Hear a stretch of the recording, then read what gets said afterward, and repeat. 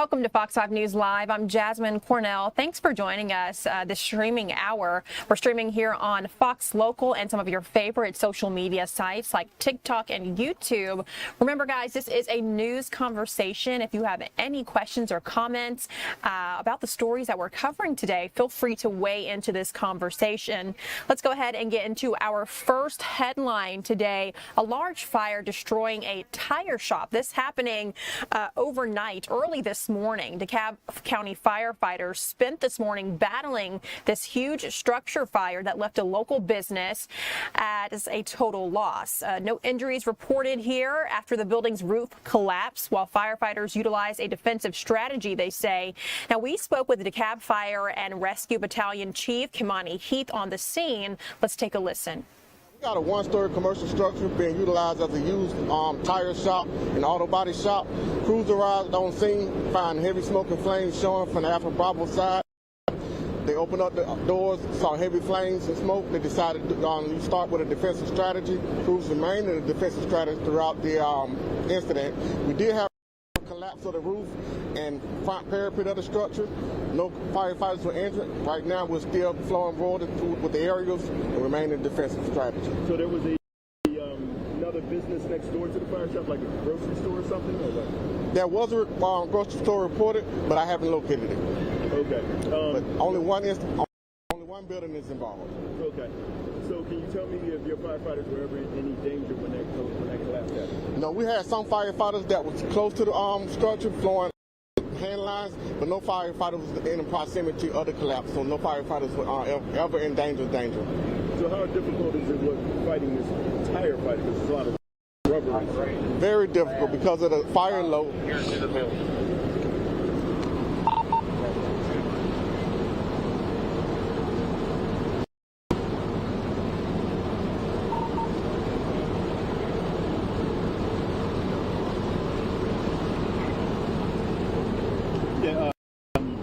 How difficult fighting this fire? There's a lot of rubber and stuff. It could be very difficult at times, depending on the fire load and the layout of the structure. They also had multiple roll-up doors that they had to force entry to just to gain access to the inside. Once they gained access, they realized that the fire load was too heavy for them to enter. Like I said, we decided to start with a defensive strategy and remained in that strategy throughout the incident. Okay. Do we have any idea at this point how it started? No, we have investigators on scene right now. But right now, we're still investigating. Okay, but once again, cooking pretty good when you guys are out. Yes, sir. Yes, sir. We had about 30% involvement. Okay. So who called in? It was called in by a passerby. So total destruction. Yes. It's going to probably be a total loss. We did have collapse of the roof and the front parapet. And let's go back through the details here of this fire. That fire breaking out in the early morning hours this morning at a building located off Rockbridge Road near Hamburg Road. DeKalb County fire officials say the building housed a used tire shop and an auto body repair shop. A passerby first noticed the flames and called for help. You just heard the chief say that there. And when crews arrived, they encountered heavy smoke and significant flames. The fire was so intense, guys, that the building's roof eventually collapsed. Firefighters initially faced some challenges as well due to the layout of the structure and multiple roll-up doors that required forced entry. But once they got inside, they determined the fire load was too heavy for an interior attack. Crews shifted to a defensive strategy to contain the blaze, they say, and remained in that posture throughout the incident. No one was inside the building at the time and no injuries were reported, which is some good news here out of the story. The exact cause of that fire has not yet been determined, and investigators are currently still working to identify where and how these flames started. While the building is completely destroyed, officials have not released a specific dollar amount for the property damage. Moving forward now, let's talk about Atlanta Mayor Andre Dickens. He has until tomorrow to decide or to make a big decision here involving ICE measures. Just until tomorrow to decide if he'll sign or veto ICE-related resolutions passed by city council members. The two measures involve creating procedures and policies to document ICE activity in the city.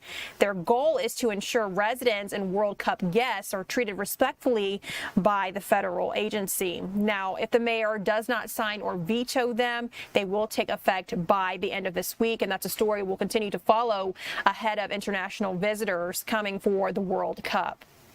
Moving forward, a positive story here. A missing Atlanta veteran has been found safe. Let's get into the details here. Thomas Morrell, he's on your screen. He has been safely reunited with his family after wandering away from his hotel near Los Angeles International Airport just before a planned cruise. The 68-year-old veteran from Atlanta who lives with dementia was located nearly 40 hours after he was last seen.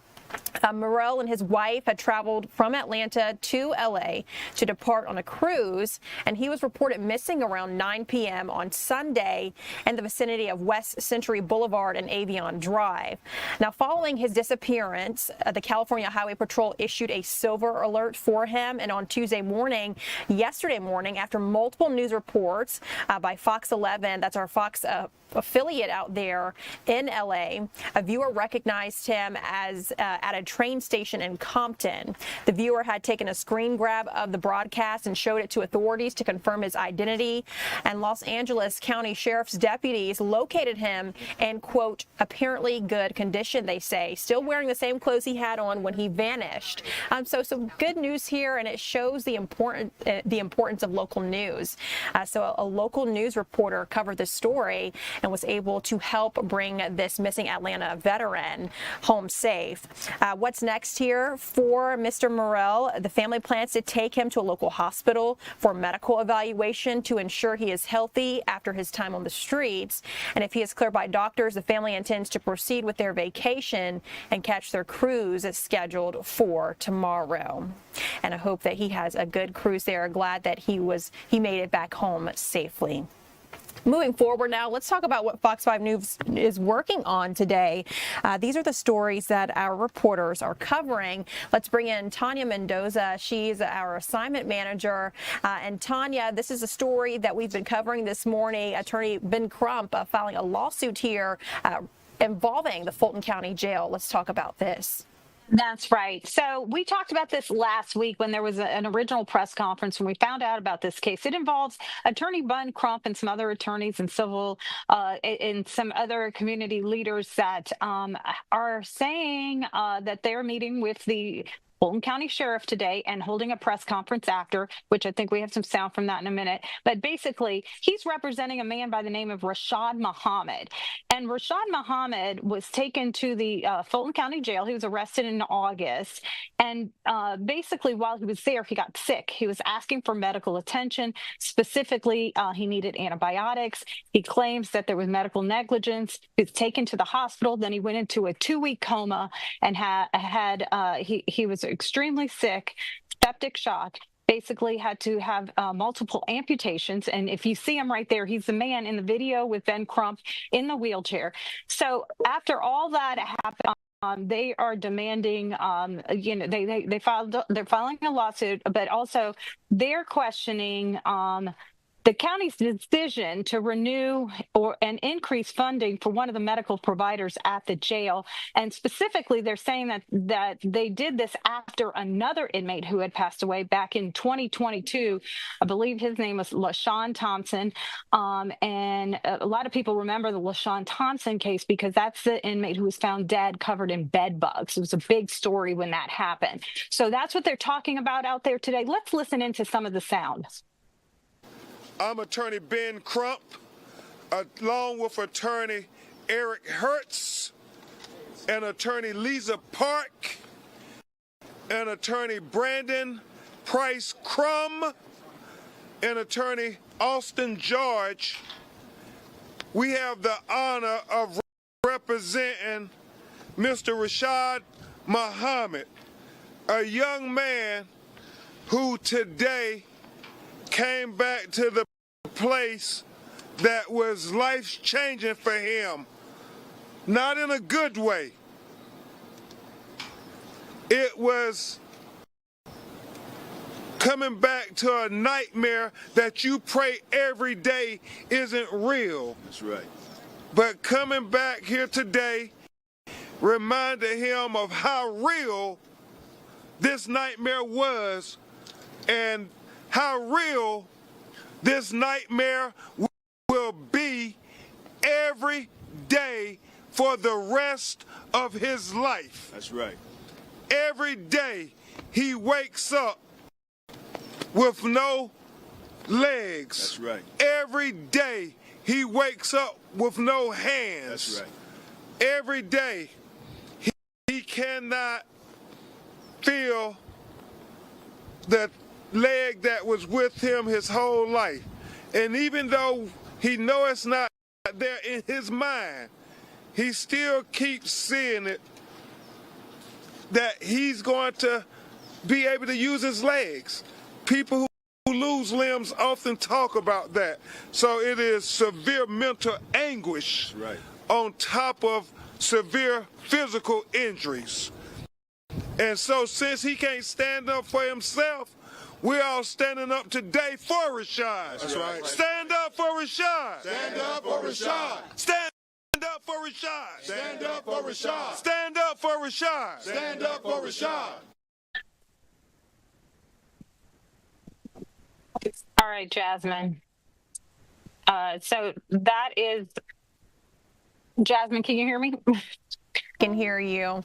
Okay, you were delayed. Yeah, very sad for Mr. Rashad Muhammad. I know that they were meeting with the sheriff, touring the jail, and basically in the past, I know that the sheriff has said that they only, that he wants a new facility.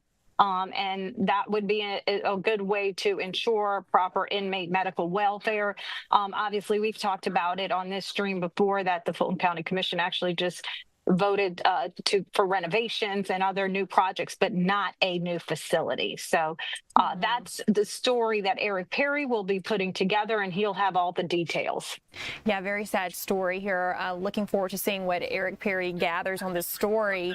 Let's talk about another big story here. We've been talking about teen takeovers a lot, and Atlanta leaders got together today to address this.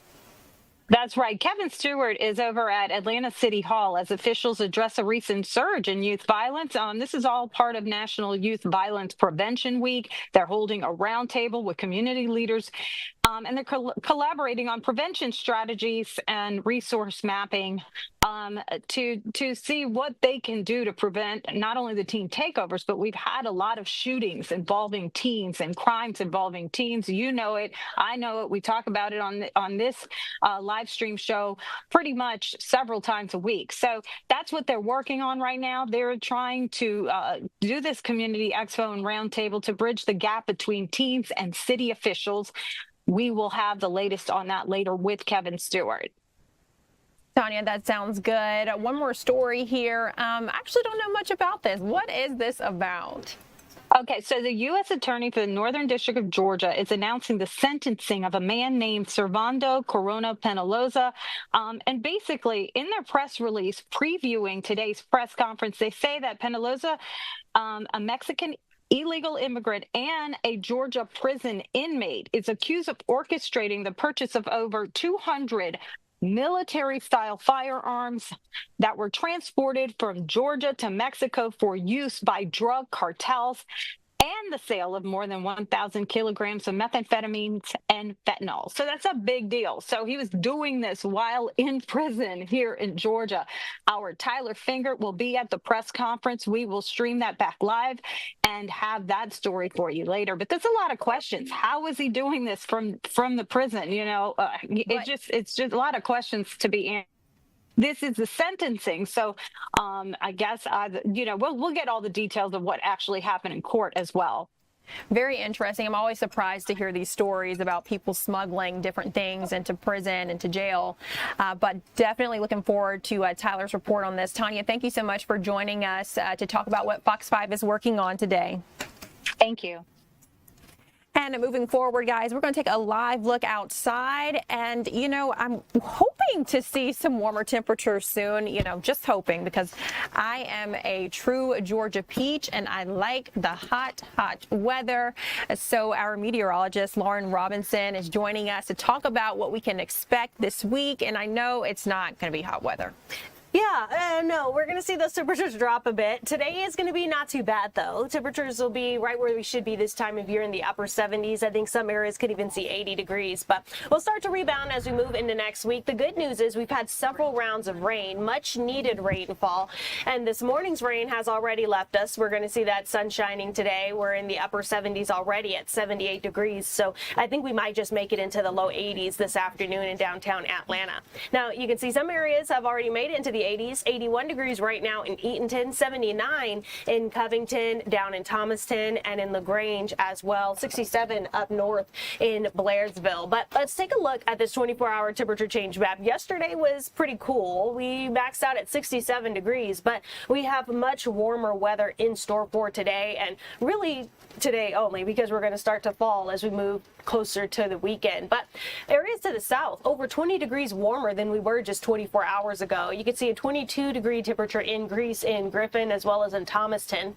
In downtown Atlanta, we're 19 degrees colder or warmer than we were this time yesterday. Same goes for Athens. And then even up north, up in Blairsville, we're 2 degrees warmer than we were just 24 hours ago. So that warmer weather really settling in. And it's coming in with a gusty breeze. We're going to see those winds gusting up to around 20, 30 miles per hour this afternoon. It's going to be pretty windy out there.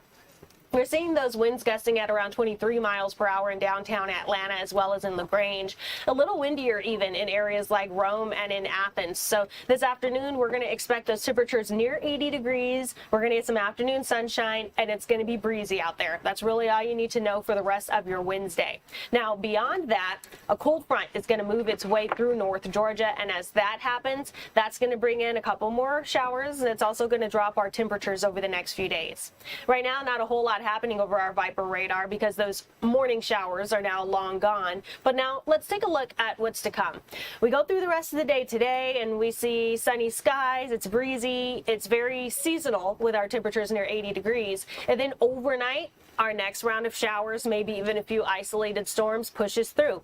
The good part about all of the showers we've been seeing is they're really mostly coming during the overnight hours where there are fewer people on the roads. It's less likely to impact your plans. It's less likely to, make your day soggy out there. So we're going to continue to see that overnight trend tonight and into early tomorrow morning. By late morning, early afternoon, the showers and the clouds have moved on out. We get some afternoon sunshine tomorrow, but notice that cold front. We're on the back end of that cold front, so our temperatures are going to be a bit cooler. We're going to max out in the lower to middle 70s tomorrow afternoon. As we go into our Friday, we stay mostly sunny. We're looking at temperatures even cooler, though, in the 60s as we really kind of fall behind that cold front there. But then Friday night and into Saturday is when we're looking for more showers and a few storms to push in. The Sunday showers will stick around a little longer into the day, so that might actually dampen those plans. They're not likely to be out during the morning hours like what we're going to see tomorrow. But let's take a look at these temperatures. You'll notice our seasonal high close to 77 degrees. I think we could make it to 79, maybe 80 degrees since we're already at 78. We might be able to make it into the low 80s, but all in all, we'll be near seasonal, just a tad bit above average. And the same goes for our overnight lows, near seasonal, just a tad bit above average, as we only fall into the upper 50s, low 60s by early tomorrow morning. So let's take a look at our 7-day forecast. Today, we're going to make it to near 80 degrees. That 80% that you're seeing, that was for this morning's showers and storms. Through the rest of the day, we're not worried about that. As we go into the day tomorrow, that's where we're going to look for those showers by early tomorrow morning. Friday night and into Saturday is going to be our next round. So we're going to see on and off rain showers through the next few days. We're not looking for any sort of complete washouts, but those temperatures will drop as well as we go to the first half of our weekend. By the second half of our weekend, high pressure takes over. We get more sunny conditions. Those temperatures are able to rebound. We're back in the middle 80s by the middle of next week. So that's where we're going to get that nice sunny, dry weather. But we have needed the rain, both for the wildfires to the south and just for our drought all across the state. So we're crossing quite a few check boxes. Now, I will also emphasize that we have not gotten enough rain to bring ourselves out of the drought by any means, but we're we were kind of desperate, getting desperate there. So every raindrop is really helping. And I remember Alex saying, he mentioned like we needed like 2 inches of rain per day or something like that. I could be wrong, but it's something along those lines. Yeah, and the amount of rain that we would need in that kind of situation, you don't want it to come all at once, because that is what leads to flooding, because the ground just can't absorb that much water all at once, and that leads to a whole nother level of issues. So what you want is kind of how we've been getting it, just a little bit at a time so that we can manage the rainfall, and then it dries out, then a little bit at a time. So we're getting it in good amounts in a steady fashion, but at some point, you know, our slow but steady rainfall will come to an end, and we're going to start to dry up the good rain that we've gotten. Yeah, Lauren, thank you so much for joining us to talk about this. We'll let you get back to work, and we'll check in with you later. Thank you. All right, guys, another live look at the stadium as we head over to our next story here. Your time is 1:20. We'll come back with more on some more news here on Fox Local.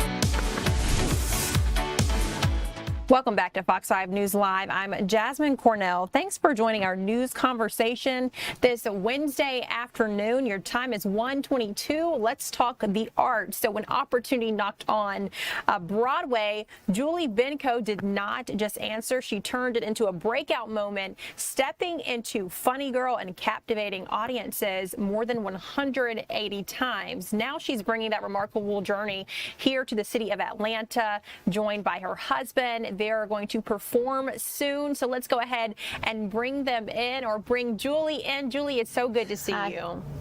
Thank you for having me. So first, talk about Funny Girl. You performed more than 180 times, which is absolutely incredible. Let's talk about that first. Yeah, so I was originally the standby for Fanny Brice in the Broadway production of Funny Girl, which started rehearsals in 2022, and I ended up going on, and sort of everything blew up, you know, and it was the understudy's dream. And then I got to take over the role full time, and I played the role 8 shows a week on Broadway. And then Leah Michelle came in. Some people may have heard about that. She came in to finish the run, and so when she came in, they gave me regular performances every Thursday night. So I was called the alternate, was my final title. So we would alternate basically playing the role. And yeah, it was my big breakout in the Broadway world, and it was a real roller coaster ride, and a dream come true for sure. That's awesome. Congratulations on your success. Thanks. Julie, I'm curious to know, what did the experience teach you about resilience and readiness? Well, there are people out there who they would, wait, I think, to be taught their role that they're understudying, and, maybe be a little more passive. And I've always been the kind of person who was like, I had to know exactly what I was doing and be prepared to go on at any moment, and that is the job. So after every day in rehearsal, I would come home and I would move all of the furniture around in my little apartment, and I would, memorize everything that she had learned that day in rehearsal, so I could always stay completely up to date. And I think it just really taught me. Well, I mean, I think I came into it with a really strong work ethic, but I've done that for every show that I worked in as an understudy for 10 years, and so it just taught me the value of hard work and patience and dedication. Because ultimately, after 10 years of that, where I didn't have my breakout moment, I finally did, and just continuing to show up and do the work and do the thing for the love of it and the sake of it, and not for the the attention, ultimately gave me this moment and this place in the community. And now when I take the subway or I go out to eat, people stop me and they're like, oh my God, your story inspired me to keep trying. So it's just it was a really beautiful story that I think offered a lot of hope to a lot of people. Very inspirational for sure. And you mentioned a lot of important things in your answer there, but as an understudy, it's so important that you know your role, because anything can happen at any moment. Yes. So let's talk about your husband's jazz background. How does he approach arranging music specifically for your voice? So we have a great time. We have a really wonderful time collaborating together. I do just want to point out, because it says in the little ticker on the bottom that we're performing classical songs, and they're not. They're jazz. Just so everyone is aware. He's a jazz musician, and we met in a Starbucks, and I heard him on the phone saying, "Oh, I'm a jazz musician. I play with singers all the time." And I had always loved jazz, but had been a little afraid to dive in. And so I just struck up a conversation with him and said, I love jazz and I love singing jazz and I might have a gig and I might need somebody. And so we exchanged information, and here we are 12, 13 years later, with this career now where we travel around the country doing concerts together, and have now released our 4th album together, and we have a baby. It's like, so we are good collaborators, but we really, it's such a really wonderful push-pull, because I approach all of this repertoire, as an actor, thinking about, okay, how can I tell a story? How can I step into the character of whoever is singing this song, even if it's not a song written for the theater, if it's Great American Songbook? And he brings so much repertoire to me that that's new to me, and he sort of pushes me as a musician to see things differently. And so on this new album that we recorded, Euphonic Gumbo, which is all music of New Orleans, and our concert next week is we're doing all the music off of that new album. So it's all these old songs that people know, but Jason really found a wonderful way. Jason Yeager is his name. He just found this really wonderful way of taking each song and finding, the right key, the right vibe. We played around. Our version of St. James Infirmary, which is a very old song, we do it in multiple tempos in 7, which is tricky as a duo, which is what we're doing. We don't have the full band with us on the road, so it's every concert is finding a way to make it fresh and work for us as a duo. Congratulations. Thank you so much. Yeah. Oh, wow. What an Oh, so sorry. I suddenly can't hear you.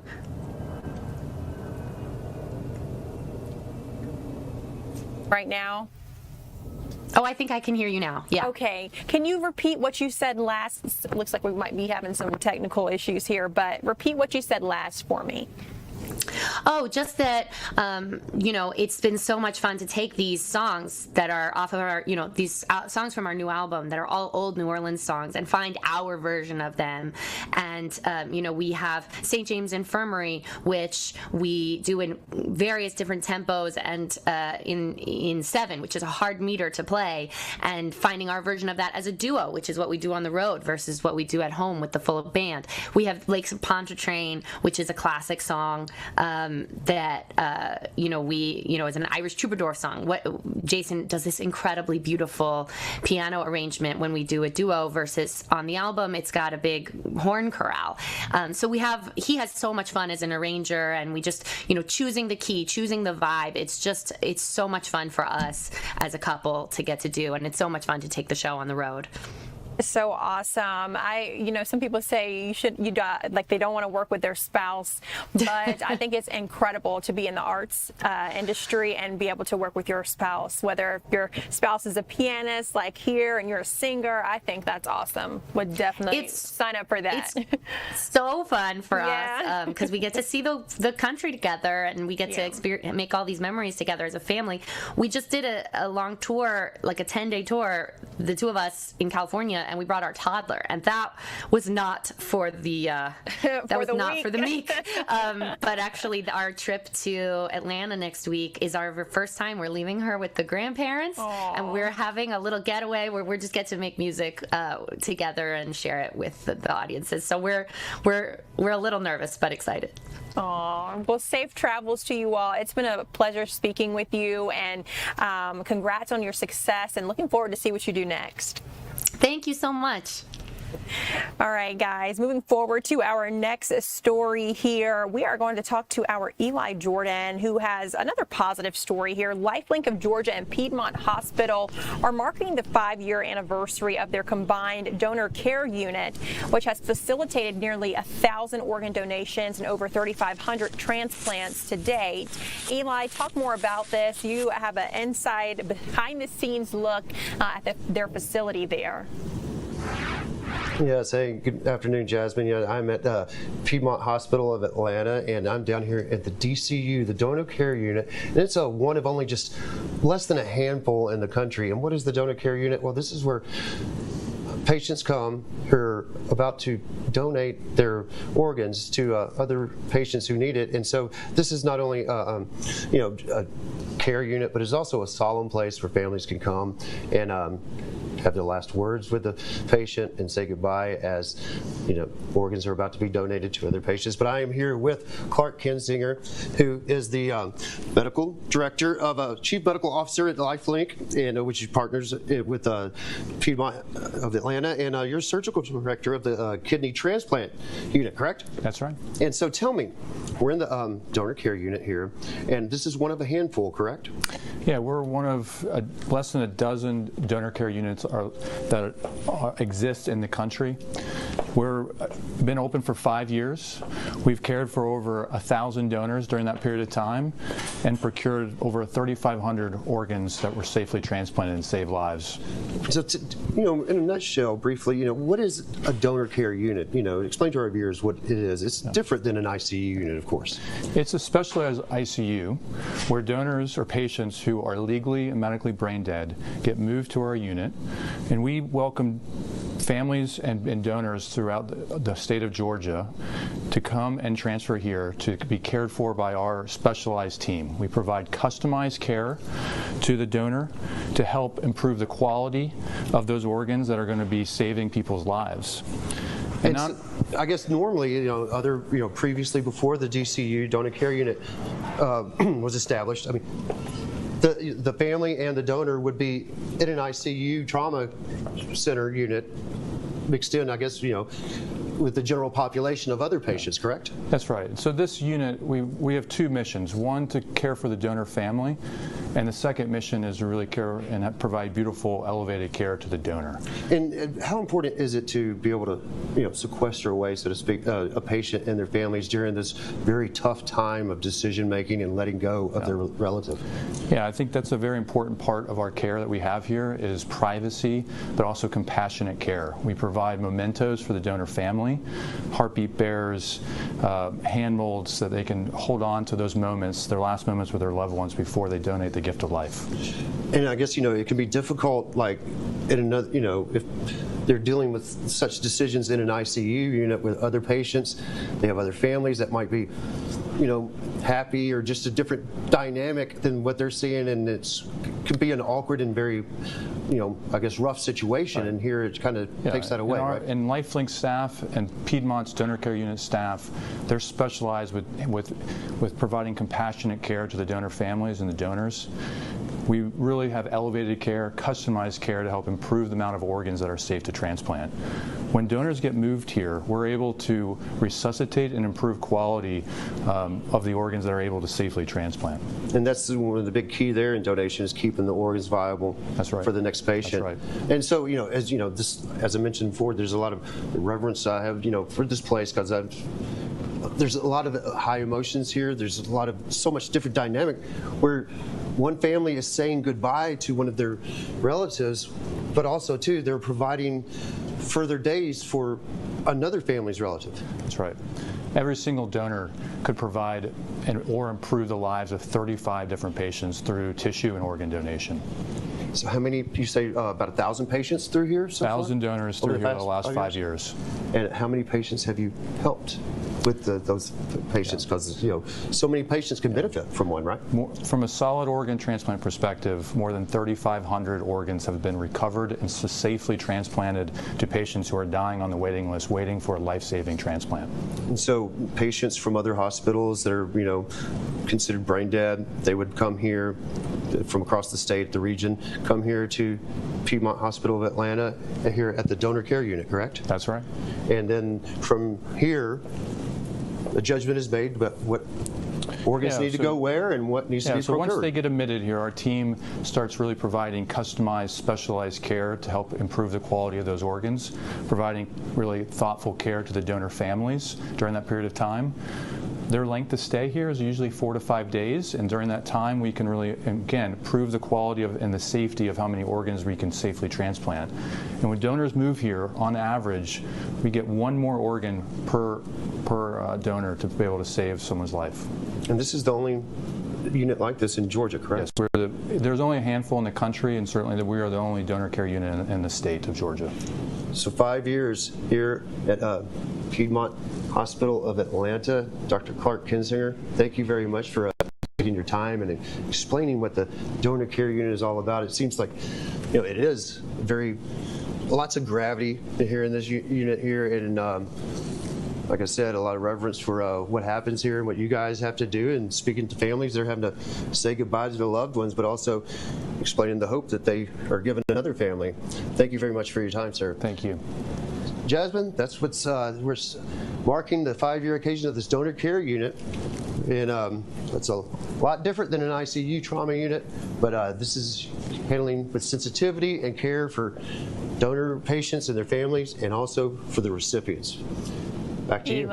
Eli, thanks so much for sharing this story with us. Nearly 1,000 organ donations, 3,500 transplants. I hope they continue to prosper, and provide life-saving treatment. Eli, thank you. Time is 1:37. When we return, we'll check in with our Fox 5 digital content creator, Sam Daniel. He has a look at what stories are trending the most on our website.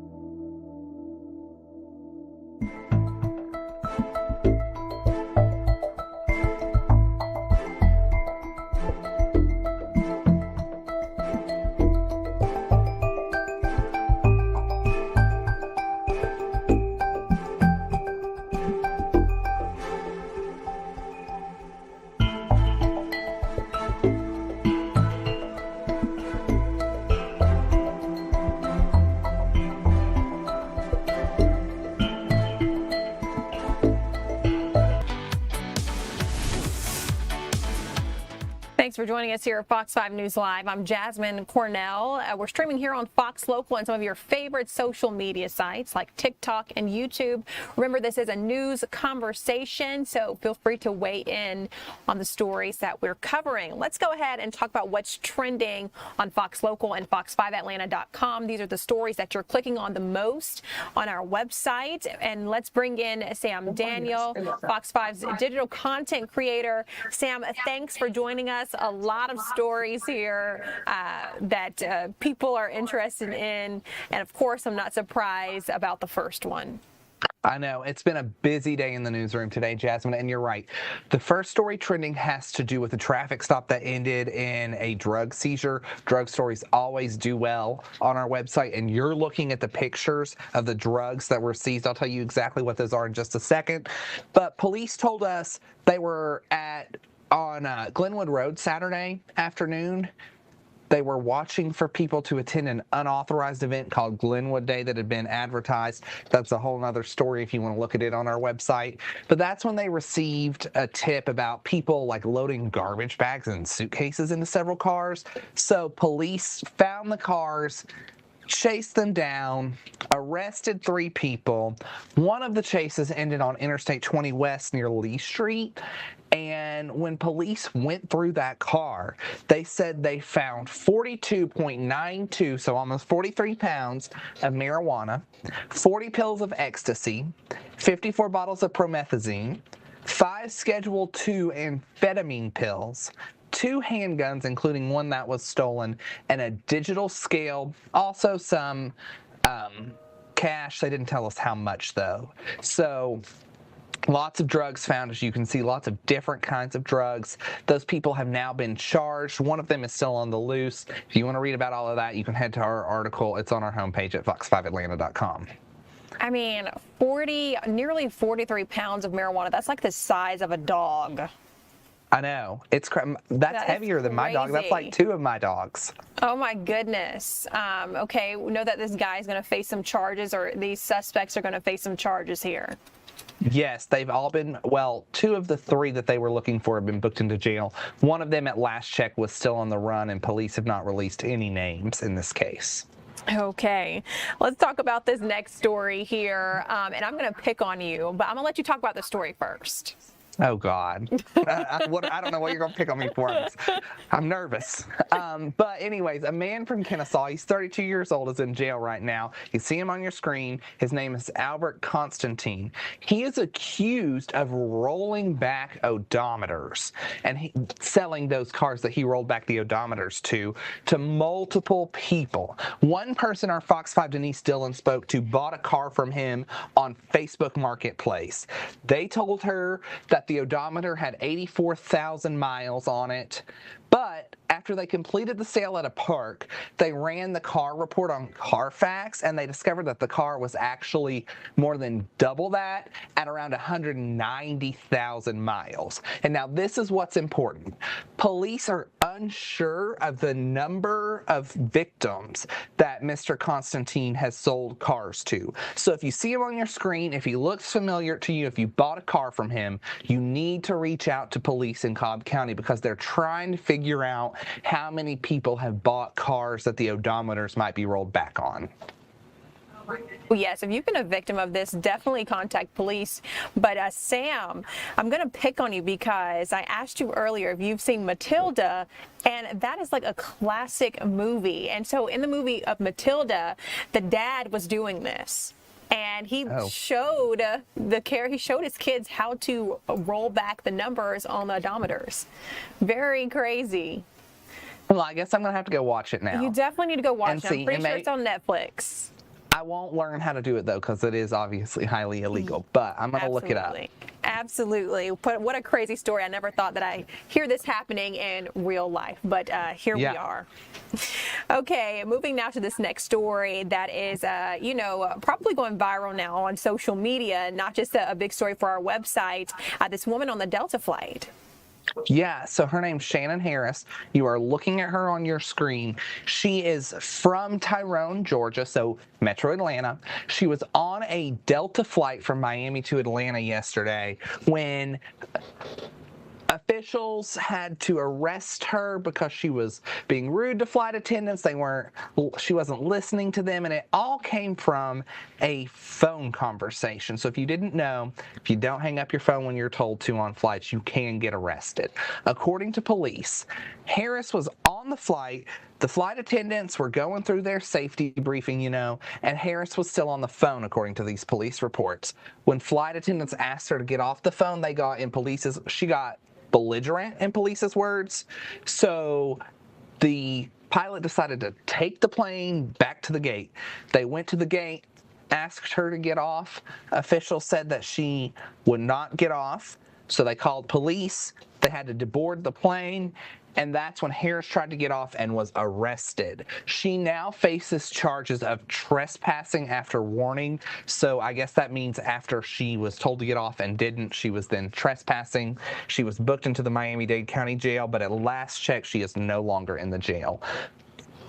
Okay, very interesting here. I wonder how they found out that she was on the phone. Did she have it on speakerphone or something?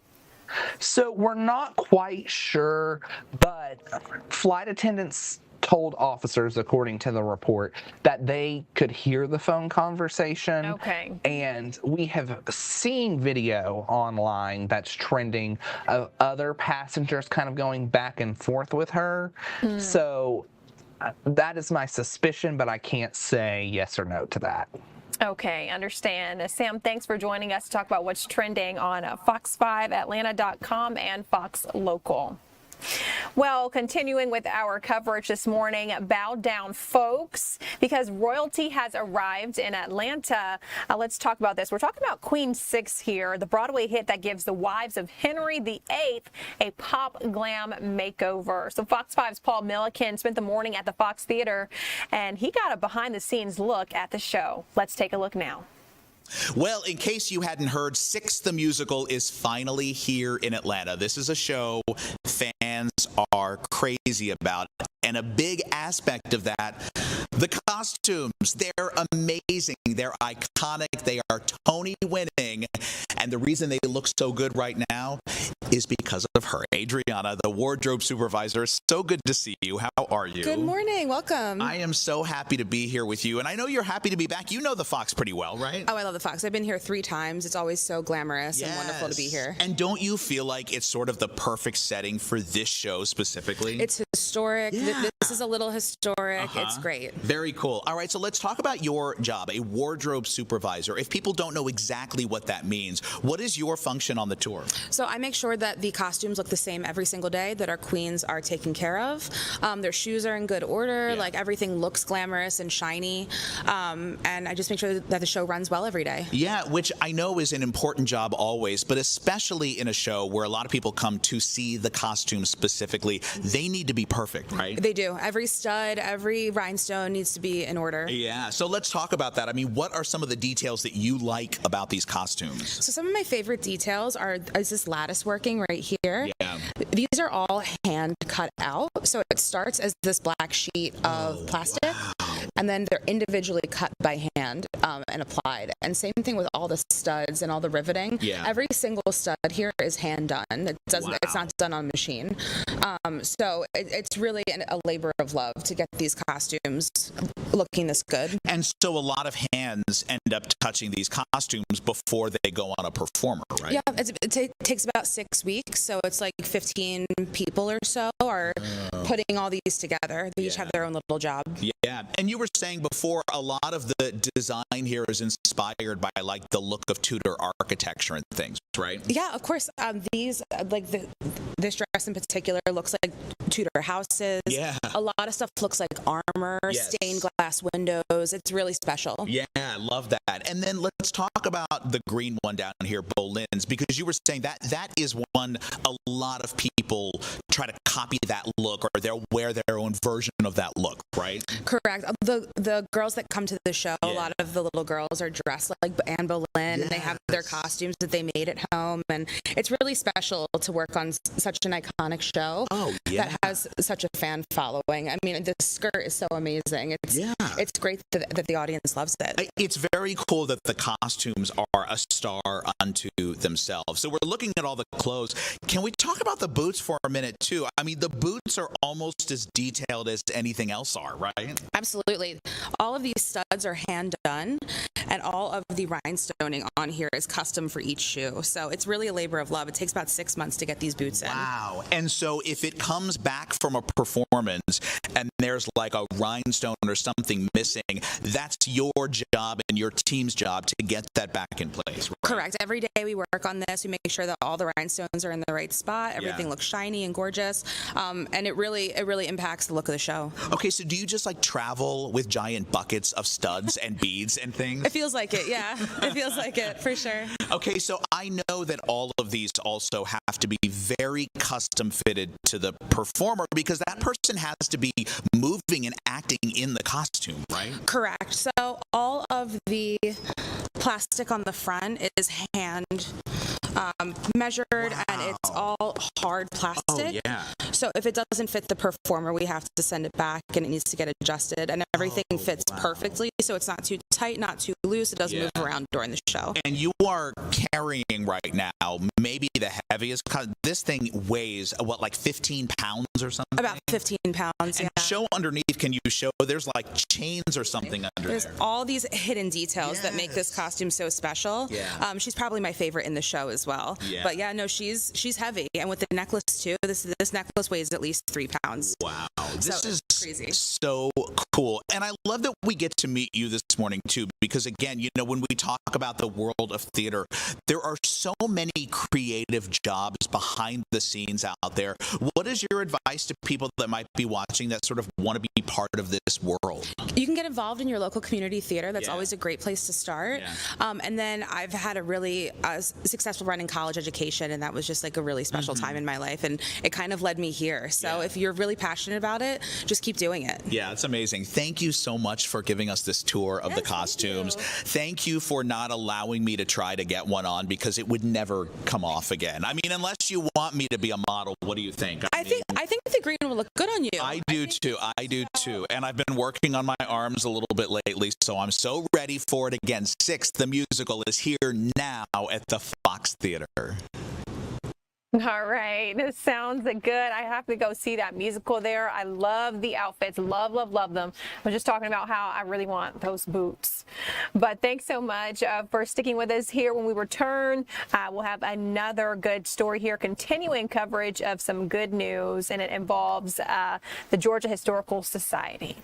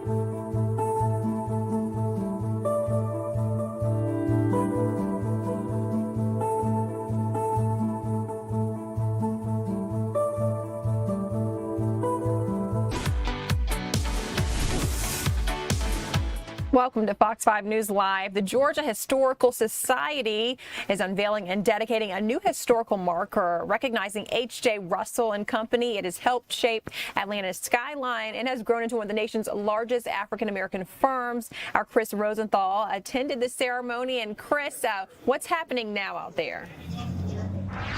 Yeah, absolutely. So they just unveiled the historical marker that you see behind me. This is the location of what was the headquarters of H.J. Russell and Company. Again, a major construction firm here, started 75 years ago by H.J. Russell, and really has their footprint and their mark all over this city. Buildings like the airport and like Mercedes-Benz Stadium, State Farm Arena.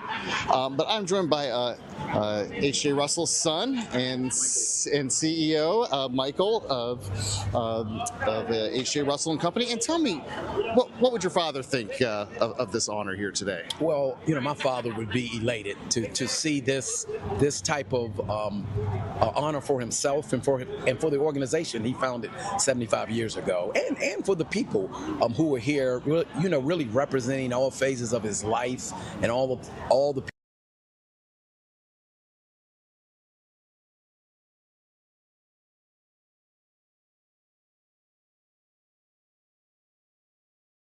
56. Our news continues at 2. We'll conclude the stream. Don't go anywhere there. Our news continues at 2.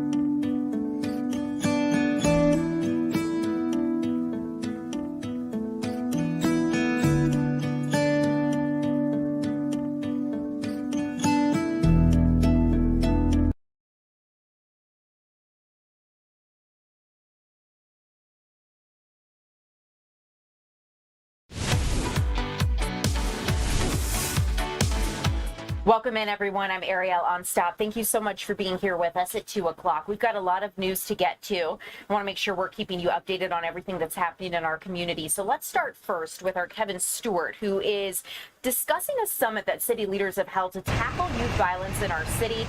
Kevin, it's a really important time to have this conversation considering some of the incidents we've seen this year. What came out of this summit? Well, a lot of good conversation, I would say. You got a chance to hear from people who deal with young people and as well as teens as they exchange ideas, trying to get a handle and an understanding about youth violence, the teen takeovers and such. This was an event that stretched from the late morning into the early afternoon, put on by the Mayor's Office of Violence Reduction and a nonprofit called HWPL. And on that panel for this conversation, you had several adults there and 2 teenagers. And what we heard was quite a bit about peer pressure, access to guns, gun culture in the country, gun culture in the Atlanta area, parental involvement, music culture, entertainment. And so it was really interesting to hear this exchange of ideas. You had some parents and grandparents in the audience. They got a chance to ask questions. There was no one big solution, but certainly good conversation on some ideas tossed about. I had a chance to talk to the 2 teenagers who were on the panel, and we had a good conversation. We had a very good conversation. I want to let you take a listen to a portion of it right now. How do you have fun but know when to stay out of harm's way? I don't know. For me, it's kind of like a feeling. Like I could just, if my mind tell me I'm not supposed to be here and I need to go home, then I'm going to go home. But if I don't, like, who knows what can happen. But what about the pressure from your friends? Oh, we got to stay. Honestly, I was the kid in high school that followed my friends, but now it's just like it don't make sense because we're all going to end up in the same place if we follow one person. Most of the time, the security or like safety that most adults view as being this grand gesture, it feels like oppression. When it comes to the children and learning to feel safe, we have to understand that there's a gap between being a child and being an adult. And if you're a teenager, you're in that young adult range where you're expected to do a lot, but you're also not expected to have as much access as someone who is older than you would have. And we get frustrated because it's this pick and choose caliber that, like, you have to pick a side, but we're more fluid than that, and we understand that. But there's a thing like trust and respect that has to be conveyed for us to feel safe enough to want to do better. Now, one of the things that no doubt sounds really interesting about that, if you're an adult, particularly if you're not a young adult but an older adult, is that something that we all said as kids growing up, that our parents don't understand us and the rules that are put upon us. And we talked about that afterwards, kind of took my reporter cap off, and we talked about that sort of thing, giving them a sense of, do you understand where that's coming from? And they do. And so you imagine to a certain degree, with some age, they will come of age and have a better understanding of that. But I think they definitely would want some adult interaction, some mentoring. The young woman we just talked to she admits that sometimes some people may not be receptive to that type of mentoring, and having a teenager who is respected to be able to guide them is something that would really be really helpful, she believes. I wanted to tell you that this is the Youth Violence Prevention Week, and that's what this event today was all about. And it's actually a precursor to a bigger event coming up next month in Palmetto, where you're going to have the World Youth Peace Summer Camp and Summit. That's going to happen from June 1st through June 20th. Ariel? Kevin, it's so interesting, the points she made. If we treat kids like adults, we treat them like they're expected to do great things, then they will rise to meet those expectations. But she had such an interesting point of being understood and saying, listen, you think we don't have access to certain things like an adult, but we do. And then other expectations might be lacking. And so having that conversation and having that understanding helps. I always think about, if you speak baby talk to a child, they'll reciprocate with baby talk, but if you treat them like they're competent and responsible, you'll often get that behavior in return. Yeah, and it was very interesting because I think it's something that many adults, parents, uncles, aunts, grandparents, probably would not receive particularly well when she discussed the fact that she says a certain amount of respect that a child deserves, and to have that type of conversation. And it would be really interesting to see that conversation go a little further, because I think usually most people, when you're dealing with kids, kind of take a top-down approach as an authoritarian. And so having this kind of a debate back and forth is really very interesting, and many people would say that maybe that's part of the problem, that maybe trying to treat kids at the same level. So definitely there's a lot of work to do. I mean, certainly kids are a little different these days. I think most people would know that by different generations.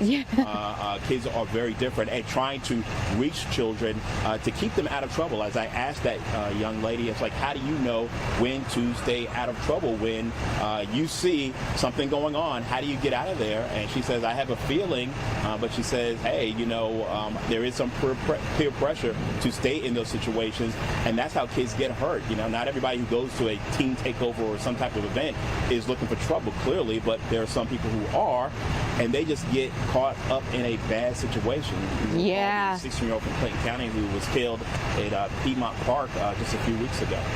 Kevin, it's so many good points. Listening to that gut feeling of, hey, if I don't feel like the vibes are right, if I feel like this is going south and this event is not going the way that maybe I want it, exactly. Trust that intuition. Kevin Stewart, could talk to you forever about this topic. I think it's so important for our kids as we try to tackle these issues here in our city. But I know you've got some more stories to work on for this evening, so I'll let you get back to it. Thanks so much for joining us, Kevin Stewart.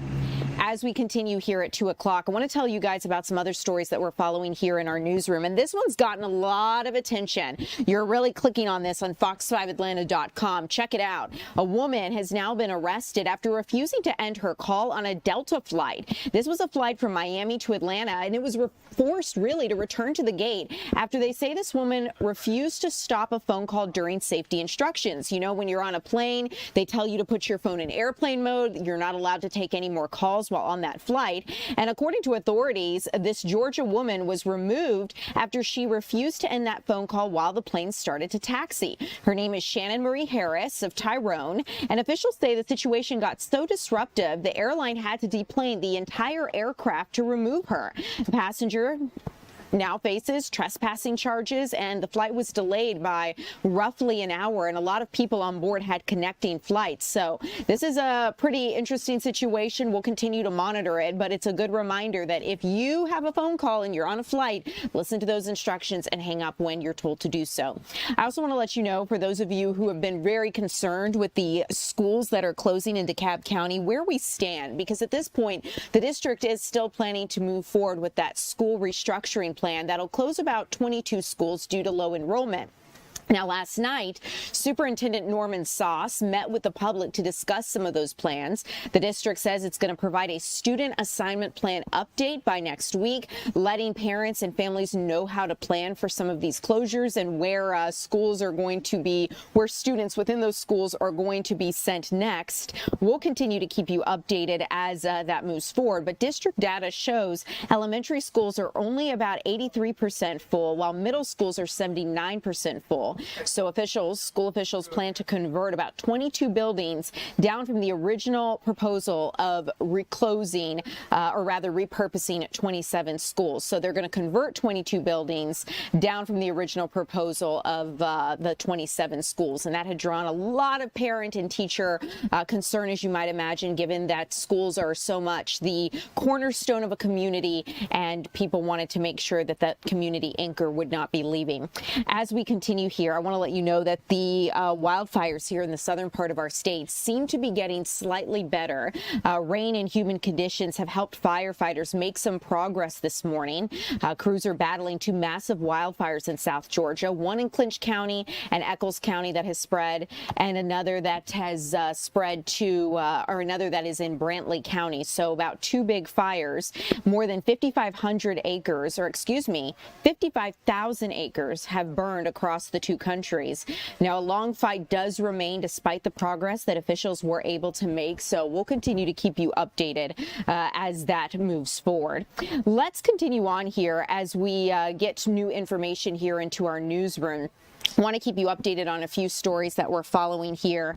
And we know that the Federal Interest Reserve Board is expected to meet today. Around 2:30, we expect Chairman Jerome Powell to come out and address federal interest rates today. You know that one thing that's set to happen here soon is that we have a update from the Federal Reserve as that continues. So keep in mind, one thing as we look at what's happening here is that we have seen President Donald Trump speak a lot about how he would like the Federal Reserve to lower interest rates. And you're taking a look at Kevin Warsh, the man that President Trump has nominated to replace current chair Jerome Powell. But whether or not those interest rates will be lowered is going to be up to that board. As of right now, it looks like the Federal Reserve Board is set to leave rates unchanged since the war with Iran has sparked fears of inflation. You know, the Federal Reserve has been trying to balance inflation with the rising costs of goods and services, and of course the rising interest rates that we have seen so far. Last year, you know, the Fed did cut interest rates by half a point or so, a percentage of a point, and right now we have heard from Federal Reserve Chair Jerome Powell that at this point they would like to leave rates unchanged amid concerns with inflation. Now, that would be about 3.5% to 3.75%. So the central bank's going to hold interest rates steady and not make a decision to bring those down or increase them as of right now, but we'll keep you updated as that moves forward. I also want to let you know that James Comey has been indicted again. Former FBI director once again facing heat from the Department of Justice. He is facing new charges over a social media post that he made last year, and you can see it there on your screen. Prosecutors say this post threatened the life of President Donald Trump. The stakes are high because Comey's now accused of making what the administration has said is a clear threat. That you saw those stones. They say 86-47. And the question here is that a threat written in seashells by the former FBI director? 86 can mean to get rid of something, and 47 could refer to President Trump being the 47th president of the United States. Acting Attorney General Todd Blanche announced 2 grand jury charges against Comey related to threatening a president. And Comey responded in a Substack video, basically defiant, saying he did delete that post last year, not realizing those numbers could be associated with violence, but he says he committed no crime and says that he is innocent. Now, President Trump has led the charge against Comey, but prosecutors are really going to face some hurdles here. Comey seems to imply in social media posts that he simply came across the seashells, arranged to form that message. If that's not the case, he could face a serious issue, but proving that could be difficult for prosecutors. Comey's legal team says that he denies the charges, and what the administration is saying is simply not true. So we'll continue to keep you updated on that. I also want to let you guys know where we stand with the latest with Iran, because this is pretty wild. Pentagon officials went before Congress today, and they are asking for a lot of money to continue the war with Iran. Let's get into it. President Trump says that Iran is in a state of collapse, and he wants the United States to reopen the Strait of Hormuz as soon as possible. The Iranians don't seem to be any closer to agreeing with President Trump's terms for a nuclear deal. So we've seen U.S. Marines continue to intercept ships attempting to travel to Iranian ports. You know, the United States has placed a blockade on Iran's ports, and President Trump has said he's planning to extend his blockade indefinitely to collapse Iran's economy and force its leaders into a deal. But the president has also said that this is going to be something that he continues to monitor. And you saw a Truth Social post where he said that Iran better get smart soon. Now, on Capitol Hill, meanwhile, Pentagon officials like Pete Hegseth and Chairman of the Joint Chiefs of Staff, Dan Kane, are defending their 2027 budget request for $1.5 trillion, a 50% jump in current spending. Hegseth says that they're rebuilding a military that the American people can be proud of, and he testified before Congress publicly for the first time since the war began. He faced a lot of scrutiny from lawmakers over this operation in Iran and how the war is really facing some ballooning costs. President Trump's threats to resume strikes on Iran and the mission's goals. The Pentagon's budget request is roughly 5% of America's overall GDP and was put together before the war with Iran began. So this is something that they're saying was already in the works before this war, but now the war is drawing increased scrutiny. They're going to have to submit another request to replenish ammunition stocks. But take a listen to what Secretary Pete Hegseth had to say. The $1.5 trillion budget will ensure the United States continues to maintain the world's most powerful and capable military as we grapple with a complex threat environment across multiple theaters. Not to mention, this budget also includes a historic troop pay increase, 7% for lower enlisted, and the budget eliminates all poor or failing barracks. Quality of life for our troops is front and center in this budget as well. The resources we discussed today are critical to modernizing our force and ensuring that whatever threats emerge in the future, that your joint force is ready to meet those challenges to protect our interests and defend our nation. President Trump, unlike other presidents, has had the courage to ensure Iran never gets a nuclear weapon, and he's ironclad in that. We have the best negotiator in the world driving that deal.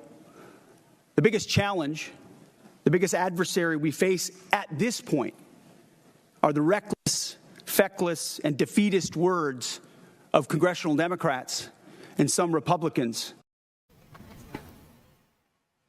So you got to listen to Secretary of War Pete Hegseth there before lawmakers. Now, keep in mind, we're continuing to see increased fallout from this war with Iran from the standpoint that the United Arab Emirates, country near Saudi Arabia there in the Persian Gulf, is now leaving OPEC this Friday, which is so significant because this is going to be a major shakeup for global energy markets, and it signifies a growing rift between the United Arab Emirates and Saudi Arabia.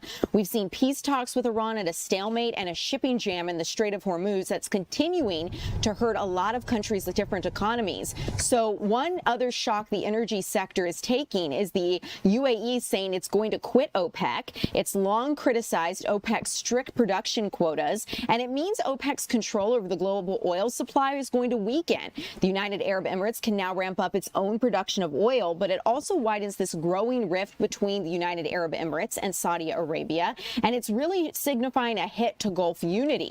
The decision will be effective May 1st, and it comes amid this energy crisis that we're continuing to see with the war.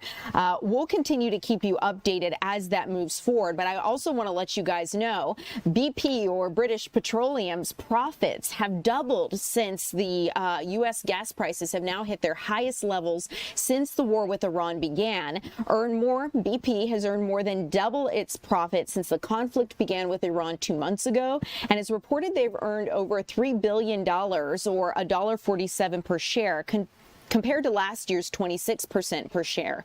Gas prices are now at their highest point at roughly $4.23 a gallon, according to AAA. So this is something we're going to continue to keep our eyes on as we follow the effects from this war. Coming up, I do want to talk to you guys a little bit, if we have time, about how this war is now affecting the shrimping industry in our Gulf states here in Alabama, Louisiana, as other farmers and producers are dealing with these high oil prices.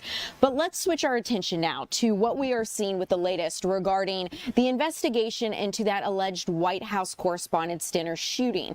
We're getting a clearer picture from lawmakers because Secret Service is facing scrutiny from lawmakers over its response to that shooting. Federal prosecutors are also considering additional charges against the 31-year-old suspect. You see Secret Service Director Sean Curran there. He met with the House Oversight Committee committee on Monday. He's defended the security plan his agency put together for the dinner.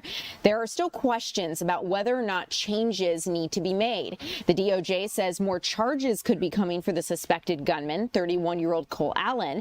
But the investigation's also trying to figure out whether or not Cole Allen actually fired that shot that hit that security guard, that Secret Service agent, in his bulletproof vest. The Secret Service agent ended up being okay because he was wearing that vest. But the Justice Department has said this is an ongoing investigation with experts trying to understand what happened in the shooting, where the bullets went, and where they ended up. Now, keep in mind, if Cole Allen did not fire that shot that ended up in that Secret Service agent's vest, then the question becomes who did. Was it another Secret Service agent? These are all things that the investigation is looking at.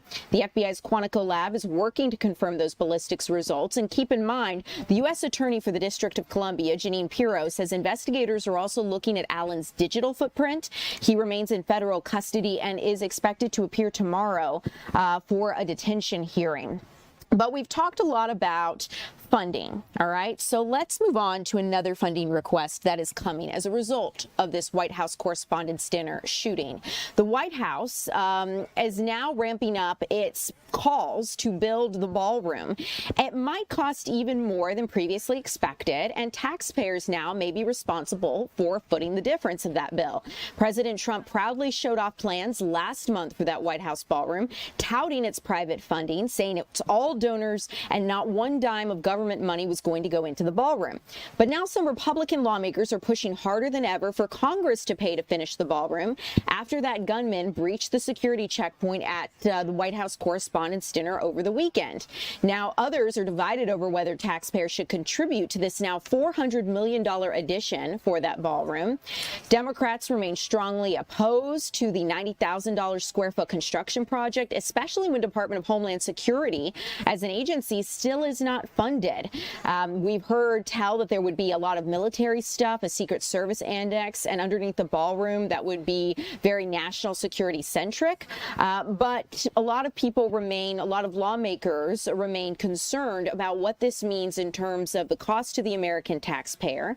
Acting Attorney General Todd Blanche has filed a motion asking a judge to overturn an earlier ruling that would pause above ground construction. So we'll continue to keep you updated as that moves forward and whether or not anything changes regarding the status of the president's ballroom.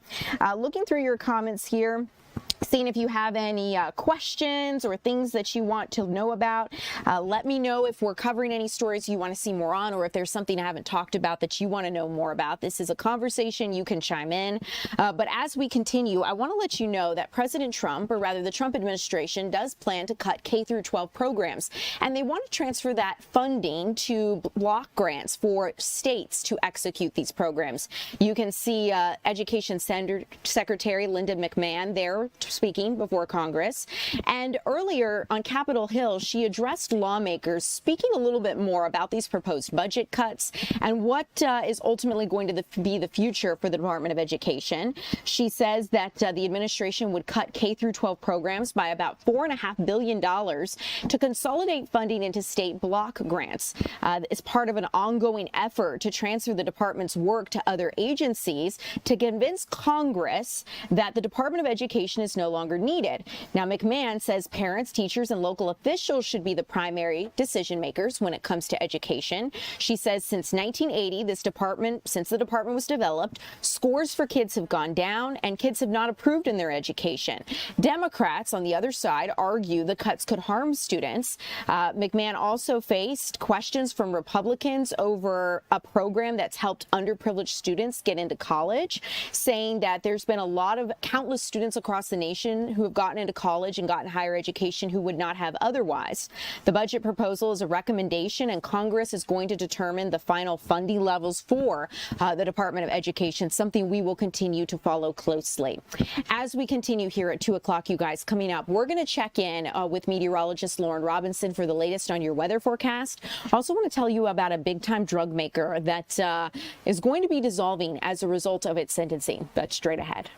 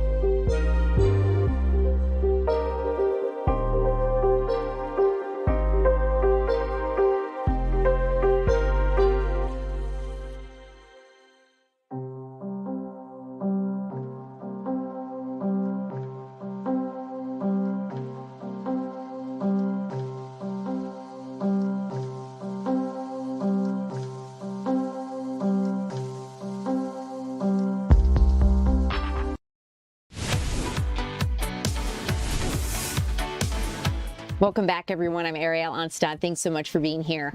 It is cooler outside, but maybe feels a bit humid because of the rain we've recently gotten that we desperately need. Meteorologist Lauren Robinson catches us up with where we're headed next. Happy Wednesday. Fox 5 Storm Team meteorologist Lauren Robinson here with a check of your forecast. We got some more rain showers late last night and into this morning, bringing nearly an inch of rain into Atlanta. Much needed rain, not enough to get us out of our drought, but every raindrop matters when we are this dry. Now, as we take a look at our live Viper radar, we have a cold front just off to our west, and behind it, we're going to see cooler temperatures over the next few days. In the meantime, we're going to get a bit of drying as we go through this afternoon after those rain showers moved out early this morning. Temperatures will be pretty seasonal as well in the upper 70s to low 80s. But let's take a look at what we're expecting up in the sky. Now, we're going to see the cloud cover start to diminish a bit this afternoon. And as we go into late tonight, early tomorrow morning, another round of those overnight rain showers, maybe a few isolated storms, though we're not expecting anything severe. As we go into Thursday afternoon, drying out once again. That's kind of been the pattern. Overnight showers and storms, and then a little bit of sunshine through the afternoon. We continue to hold on to that pattern through the rest of the work week. Now, as we move into Friday night and into Saturday, that's where we're going to look for a bit more widespread showers and storms. But soak up the moisture while you can through the first half of the weekend, because going into next week, we're going to be sunny and dry again. Now, we take a closer look at what we're expecting. Again, we go through the rest of the afternoon, a good mix of sun and clouds, but mostly sunshine and very breezy. We're going to look for those winds to come in from the west up to 20, maybe 30 miles per hour. So it's going to be a windy afternoon out there. Some areas could see a stray raindrop or two, but I don't think most of this makes its way to the ground this afternoon. Once we move into this evening, though, that's going to be a different story. That cloud cover will start to fill in. We're going to bed with temperatures in the 60s, and then overnight and into tomorrow morning, our next round of rain showers pushes through. But take a look at the timing here. By around 7, 8 o'clock tomorrow morning, most of those showers have already moved their way out, and we're making way for some afternoon sunshine as we go through our Thursday. Those temperatures dropping down just a bit into the lower to middle 70s.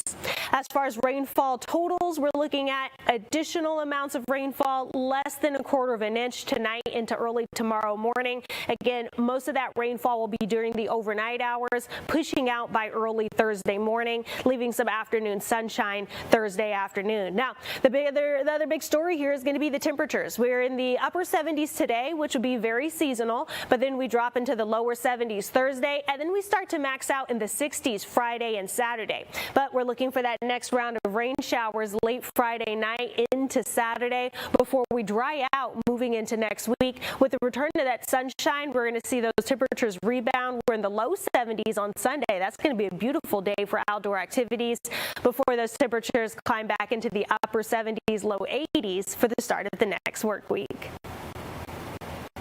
All right, Lauren, thanks so much for keeping us updated on what to expect as we move into the week ahead. You guys, I want to tell you about Purdue Pharma because they're being dissolved. You may remember Purdue Pharma makes OxyContin, a drug that has been blamed for scores of opioid addictions. And ultimately, Purdue Pharma will not exist after this week. A federal judge ordered that the maker of OxyContin be dissolved as part of a final criminal sentence.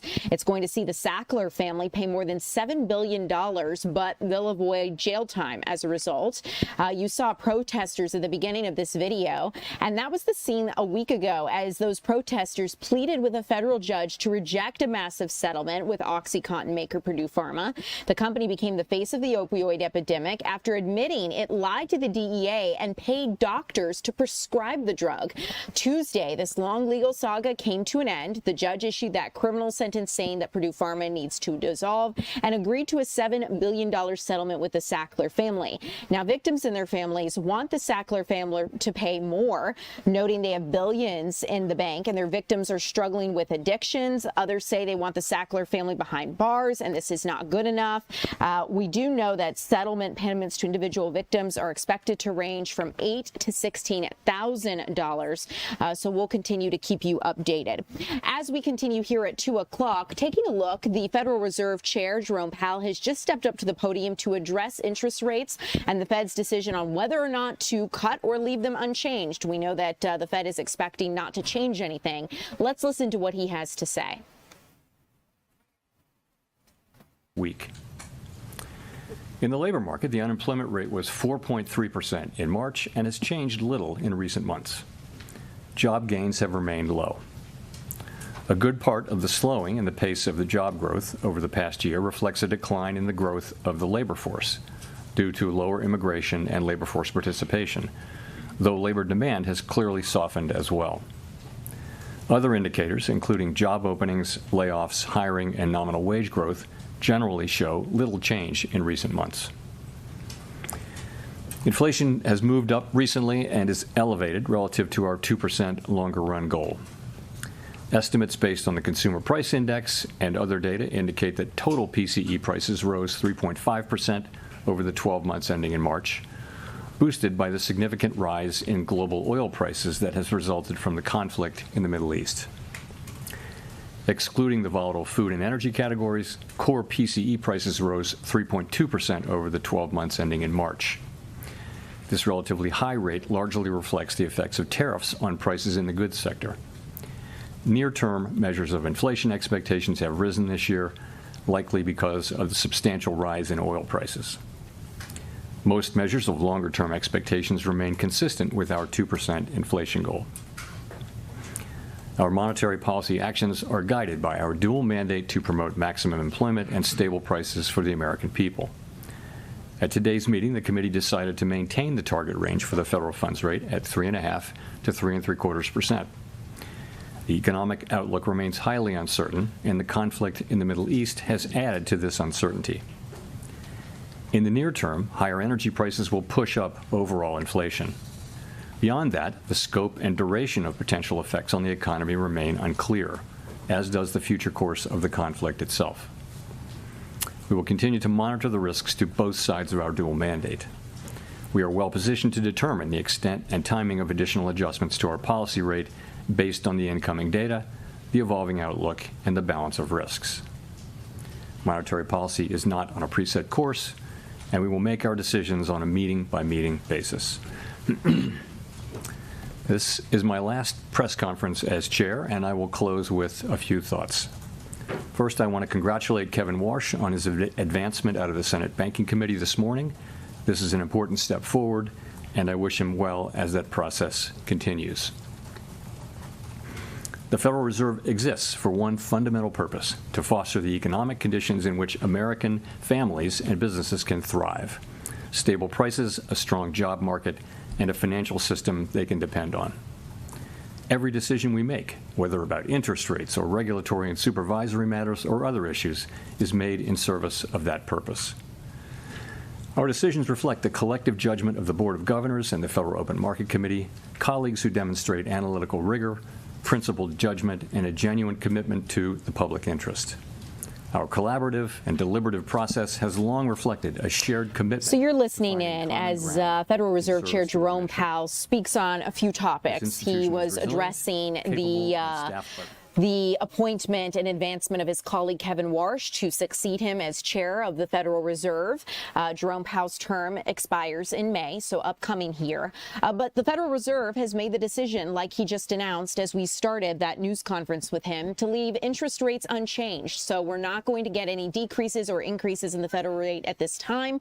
And Jerome Powell was citing a lot of reasons for that, basically saying the outlook as it relates to the war with Iran and tariffs have caused a lot of uncertainty. That uncertainty has also led to a lot of inflation as suppliers have raised their prices because the cost of doing business has increased with tariffs and oil prices increasing. So because inflation is high, the Federal Reserve will not be lowering interest rates. They want to make sure inflation does not continue to grow. So that is why they made that decision. If they make another decision here within the year, as always, we will keep you updated right here on Fox Local. As we continue here at 2 o'clock, straight ahead, we're going to check in with our Maria Guzman about a community garden that's allowing students to take back their health. That's coming up next.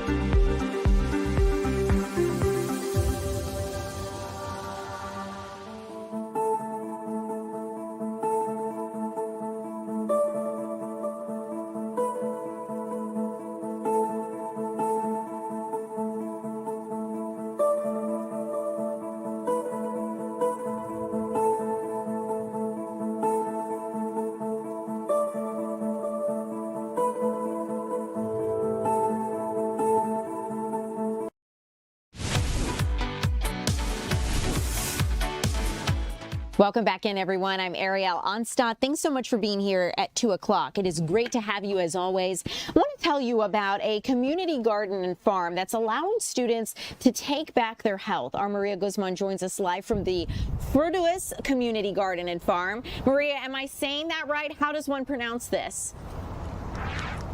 Yeah, so I've learned that it's actually an Arabic name. So I'm going to go ahead and get into that. And here at the Mohammed Schools of Atlanta, this garden is more than just farm and plants, right? This is their classroom. And that's because they do an incredible job in integrating farming and gardening into their education here every single day.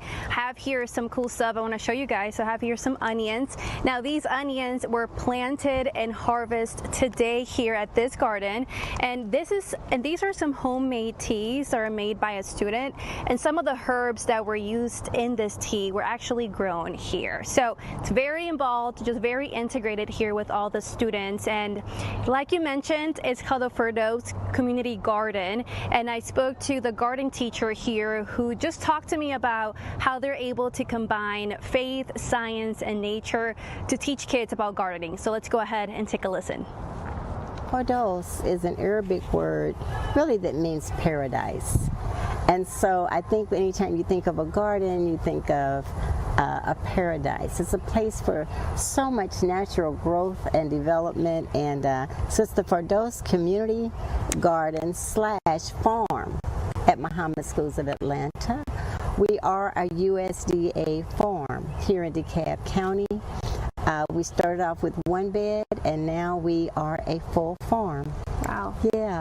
Awesome. And let's just continue and walk around this beautiful garden. So a question I have for you is, how are you guys introducing your students to the garden here? The role that the garden plays in everyday life here at the school? So we have, because garden class is mandatory. So here's an example. It's mandatory education, meaning the children receive it every week. It has a grade, it has a curriculum, and it's the extension of the science department. And the great thing about doing it in this way, the children get a chance to see plants and all their growth and development. Like here's an example. They put in arugula lettuce, only for it to grow now into a flower they can also eat on top of a salad. So it's interesting. They're learning that plants have many stages of life, and where you can only buy one stage at the grocery store, when you grow food, you can have all of that. Wow. And why introduce kids, right? I mean, as early as a kindergarten here to gardening, to farming, to eating fresh foods like that? Yes. Why show them? If they grow it, they'll eat it.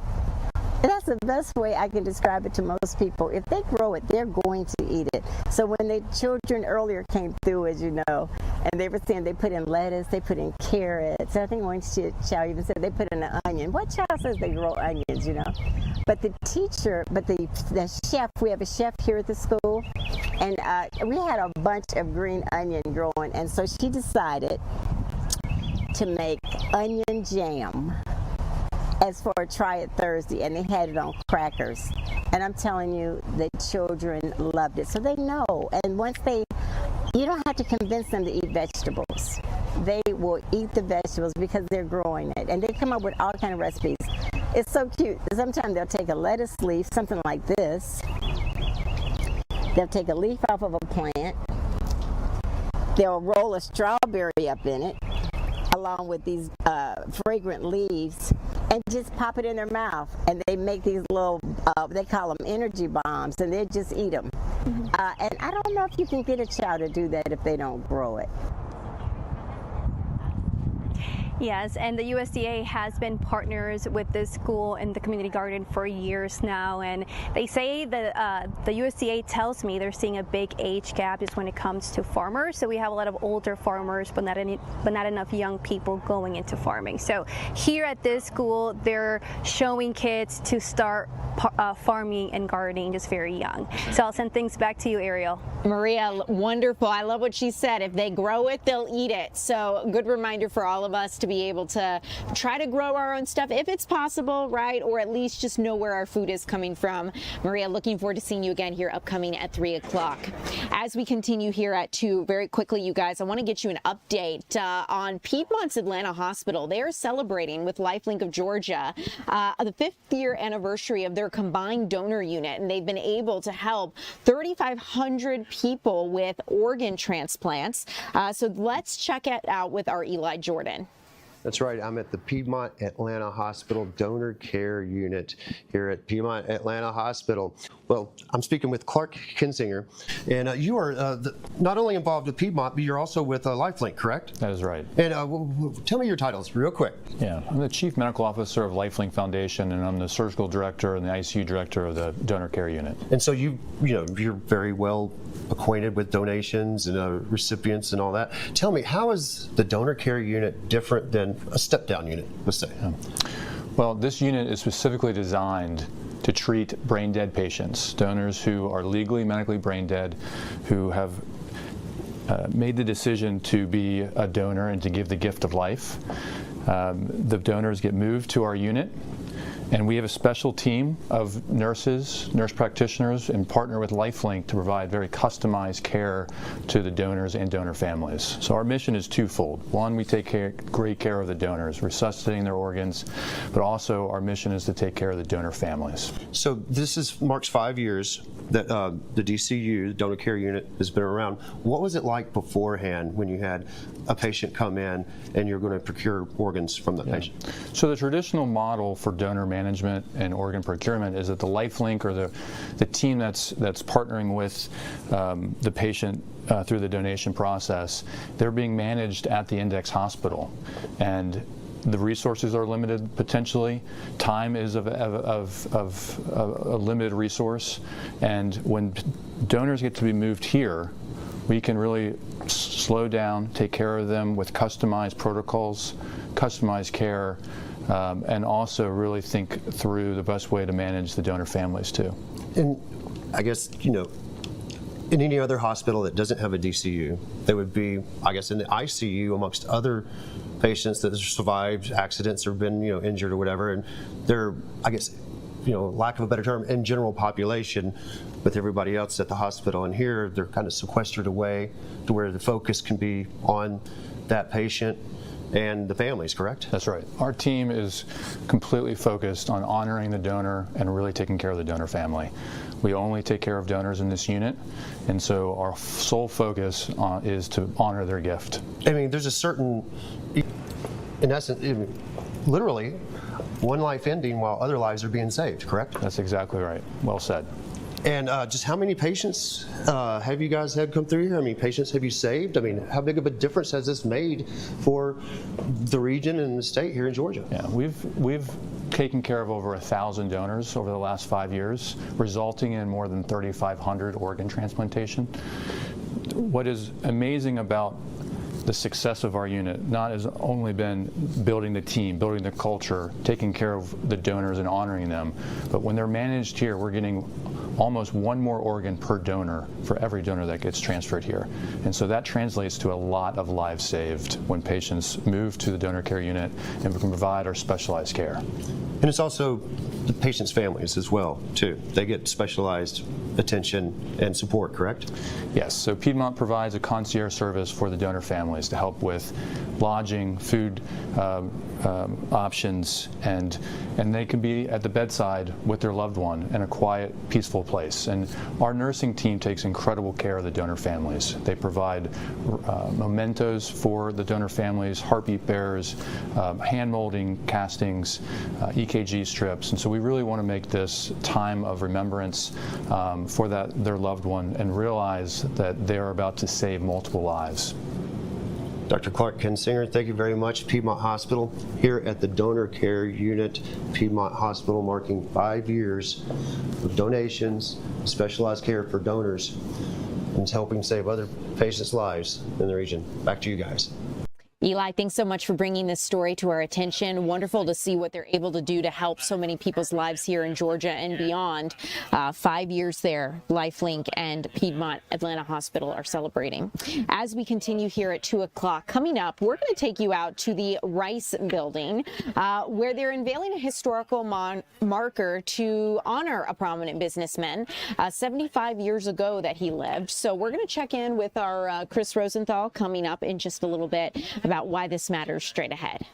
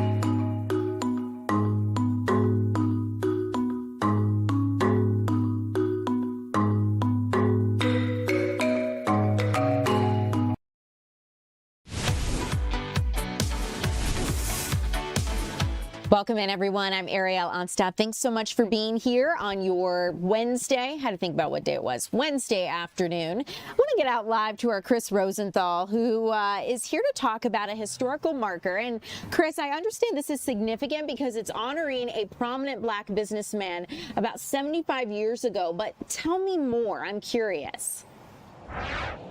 Yeah, H.J. Russell started here, the H.J. Russell Company, construction company, about 75 years ago. His headquarters was here, where he started it, and that company went on to build many, many large projects, including the airport, including Mercedes-Benz Stadium, State Farm Arena, really leaving their mark on this city, and that company continues to thrive today. His children running it now.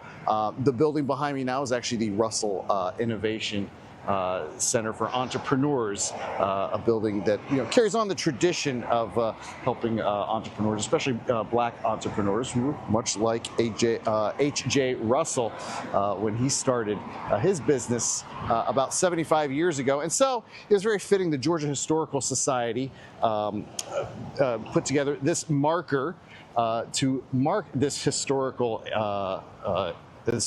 area. You may have seen markers like this all over, all over the city and all over Georgia.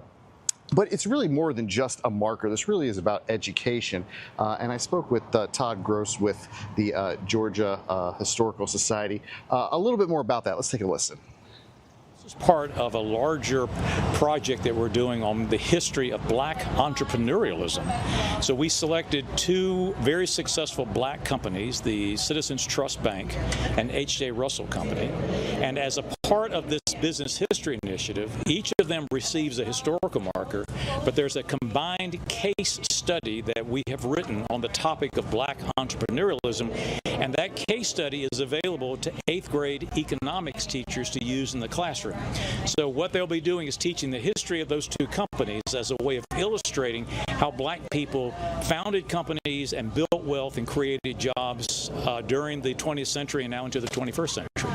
So this goes beyond just this marker that's here. Oh, the project goes way beyond just this marker. It's statewide, and it's about teaching this history of the state and these businesses and these companies that have created the state, the city of Atlanta. When you think about the history of Georgia in the late 20th and now the 21st century, it's really a history of the companies and the businesses that are headquartered here that are now having an impact on the world.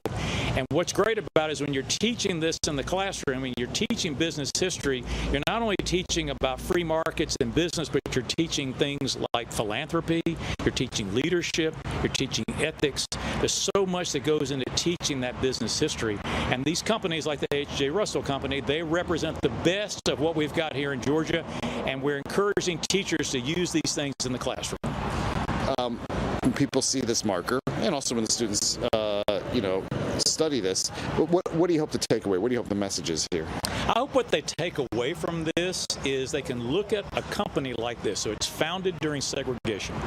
It's founded at a time it's very difficult for black people to start businesses, to found a company, to get the capital to be able to do that, and tell that story as it comes up until now.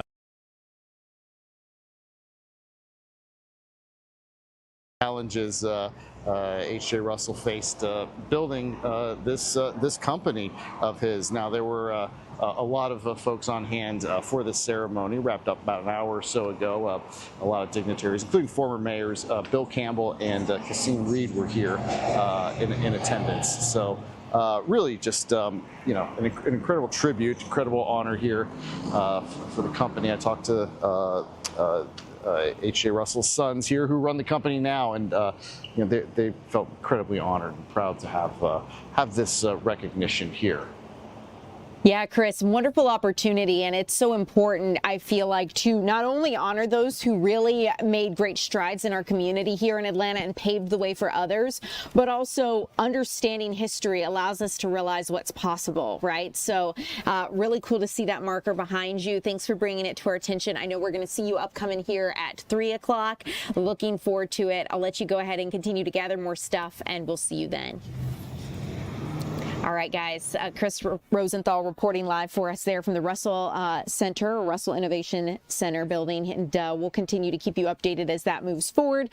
But in the meantime, I want to let you know we are looking at a lot of things for 3 o'clock. So upcoming, we are expecting a news conference from U.S. attorney to begin around 3, and there we expect the AUSA to address an arrest of a man, they say, who was an illegal immigrant in the United States and a Georgia State prison inmate who orchestrated, they say, a complex operation in trafficking drugs and firearms. We hope to bring that news conference to you live here upcoming at 3 o'clock.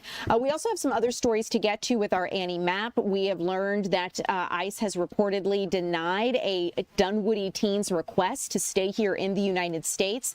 And then if we have time, I'd also like to check in with our Eric Perry about a story involving a Fulton County Jail inmate who allegedly, or actually not allegedly, you can see it for yourself, he lost his fingers and some of his limbs, but he alleges it was a result of neglect on behalf of the Fulton County Jail's medical unit. So we're going to get into those stories, all new, upcoming here at 3 o'clock. I'm Ariel Onstadt. Thanks so much for being with us. All of that straight ahead.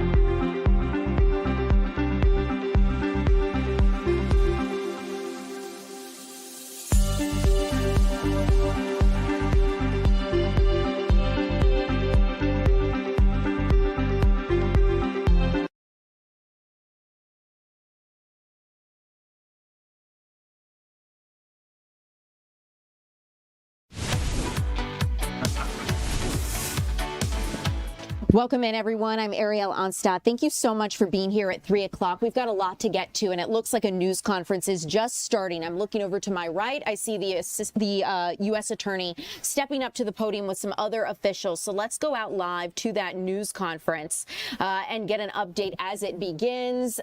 Right now, we know that they are announcing a trafficking arrest regarding a former Georgia prison inmate. Let's listen in. Assistant Special Agent in charge of the Atlanta Field Division of the Drug Enforcement Administration, and John Gaudioso, the Assistant Special Agent in charge of Homeland Security Investigations in Georgia and Alabama. We are here to announce a significant sentence for a significant cartel-connected weapons trafficker, drug dealer, and money launderer, Servando Corona Penaloza. Corona Penaloza is one of 17 defendants to have been charged and convicted by my office in federal court of serious federal felonies following a joint and highly productive Homeland Security Task Force investigation that benefited from the partnerships not only between ATF, DEA, and HSI, but also numerous state and local law enforcement agencies throughout North Georgia and beyond.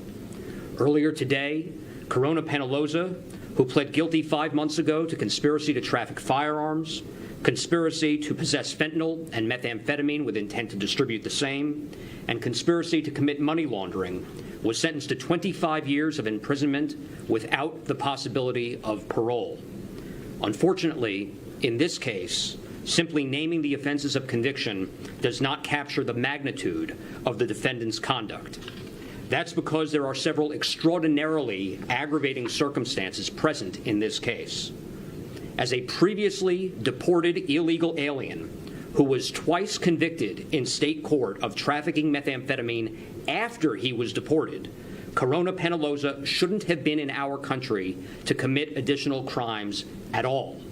Second, Corona Penaloza was in state prison when he committed his federal crimes. Using contraband cell phones, he treated the Georgia Department of Corrections like a command and control center, directing more than a dozen people on the other side of prison walls, primarily young people in their 20s and 30s, but even a woman in her 50s, to sell drugs, move money, or buy guns. And not just any guns. As you'll hear from Special Agent in Charge Gibbons, the firearms that Corona Penaloza acquired on behalf of his cartel associates back in Mexico were high-powered, military-style weapons designed to fire belt-fed and large-caliber ammunition capable of blasting through concrete and being converted into machine guns capable of firing dozens of rounds per minute. On the tables in front of me are just a small fraction of the guns that Corona Penaloza's co-conspirators bought in the Northern District of Georgia for the cartels. Law enforcement in the United States and Mexico seized approximately 120 straw-purchased firearms, but at least 100 additional weapons are believed to have made it across the border, where I fear that they are being used even today to be put to deadly use on a mass scale. And let's be clear, the cartels use these weapons not only to take out their competition, but to wage war against law enforcement, destabilize the Mexican government, and slaughter innocent civilians. And there are plenty of innocent civilians on our side of the border who Corona Penaloza put in jeopardy with his drug trafficking crimes. Corona Penaloza is responsible for distributing more than 1,000 kilograms, that is literally more than a ton, of methamphetamine and more than 300 kilograms of highly lethal fentanyl. Approximately all of that methamphetamine was seized from an auto repair shop just a few miles from here. I'm immensely proud of the 3 federal prosecutors behind me, Assistant U.S. Attorneys Calvin Leipold, Dwayne Brown Jr., and Bethany Rupert, for holding Corona Penaloza and his co-conspirators accountable for their crimes. Corona Penaloza is the 15th of 17 defendants convicted in this case. 2 defendants who pled guilty are awaiting sentencing within the next few weeks, but so far every defendant has been sentenced to federal prison, and Corona Penaloza's sentence is by far the most significant. And the court made clear today that when Corona Penaloza is done with his state prison sentence, which is not yet over, he will then start to serve time in federal prison. We cannot and will not allow state inmates to commit new crimes from behind bars with impunity. Congratulations again to the federal agents, the police officers, the investigators, and the prosecutors who, in support of our Homeland Security Task Force, have ensured that there are no more drugs coming into or guns going out of the Northern District of Georgia at Corona Penalosa's direction.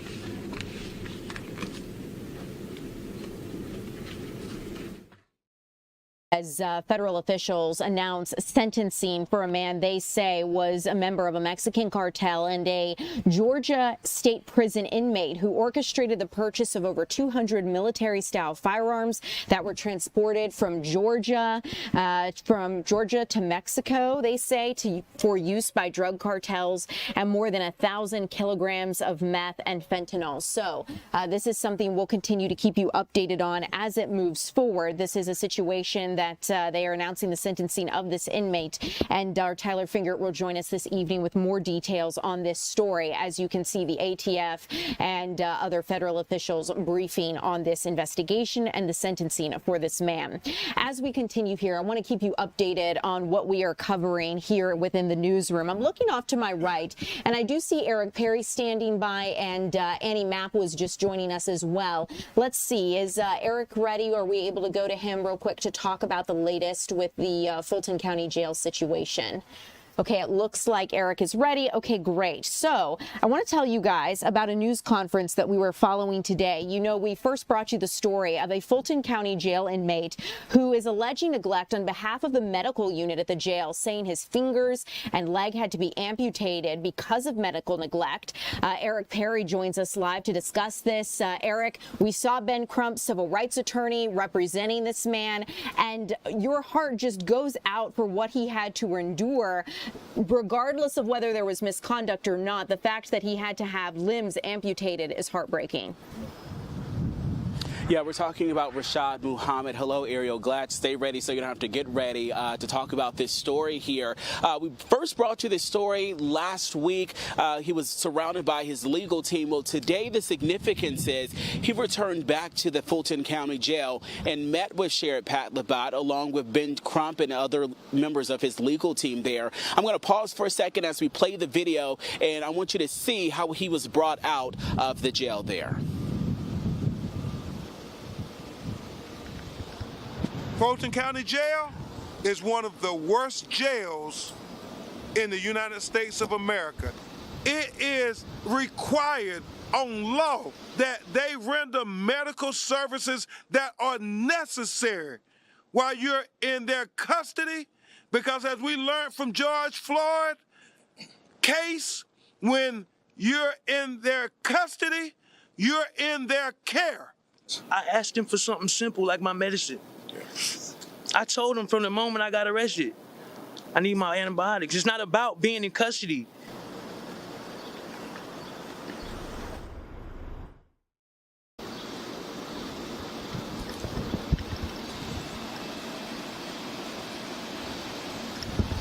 Alrighty, I think I'm having IFB issues there, but you heard from Rashad Williams there, who is in a wheelchair. He went in August of 2025, went in able to walk, and he says he already had medical issues. As soon as he was arrested, he asked for those antibiotics, and he says without them, it led to him ultimately leading to septic, and then he had to have his limbs, both feet and fingers, amputated here at the jail. So we asked, how did that meeting go with the sheriff? He says that it went well. You know, he was really emotional returning to the place there.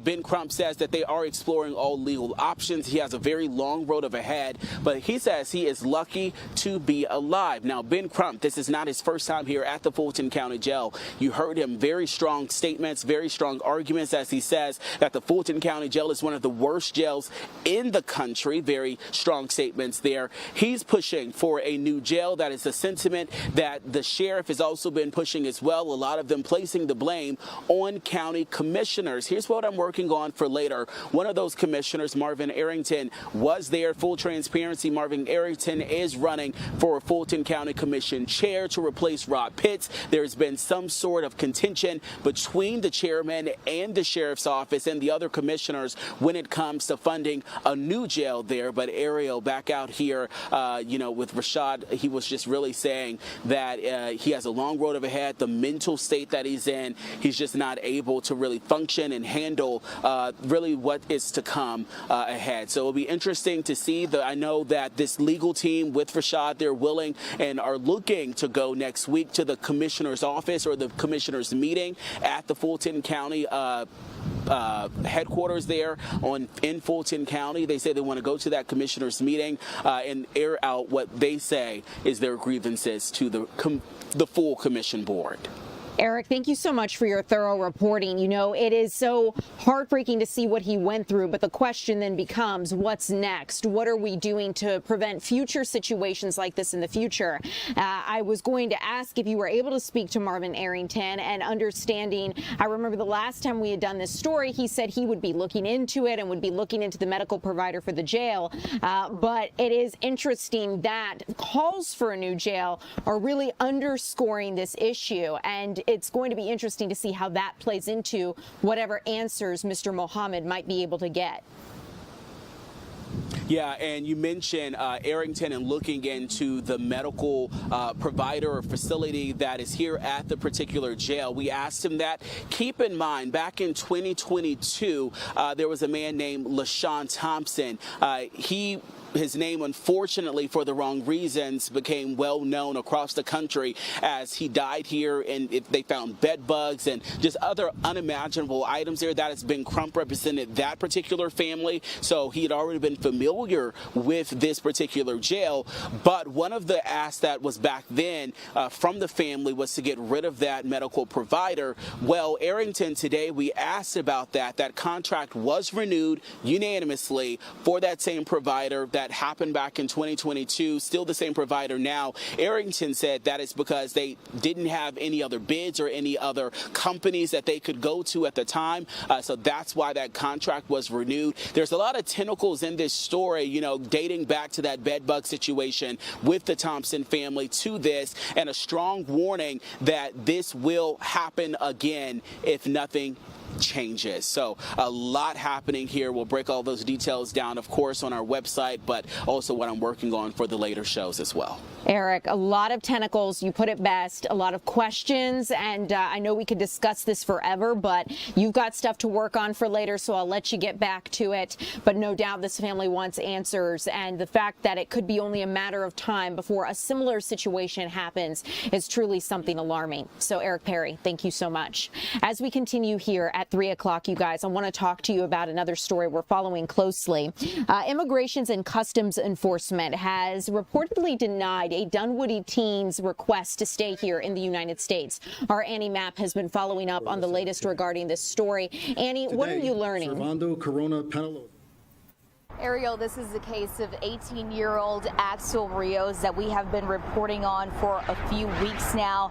He found himself under legal trouble back in the end of March when he was arrested by Dunwoody police for driving without a license and for running a stop sign. They ended up taking him to the DeKalb County Jail, and that's where it was revealed that he had a removal order from this country. He's been detained at the Folkestone ICE Detention Center since late March and is now at risk of being deported to Honduras any day now. His attorney did submit a petition to ICE trying to see if there was any chance that they would allow him to stay in this country, arguing that he's a student, he's on the soccer team, he had never been in any legal trouble before, and his attorney even gathered several letters of support from teachers, also from public officials, to try to see if ICE would change their mind. But again, they received this decision just a few days ago that ICE would stay strong and not allow him to be able to stay in this country. So this has been a difficult decision. Take a listen to what his attorney told us just a little while ago.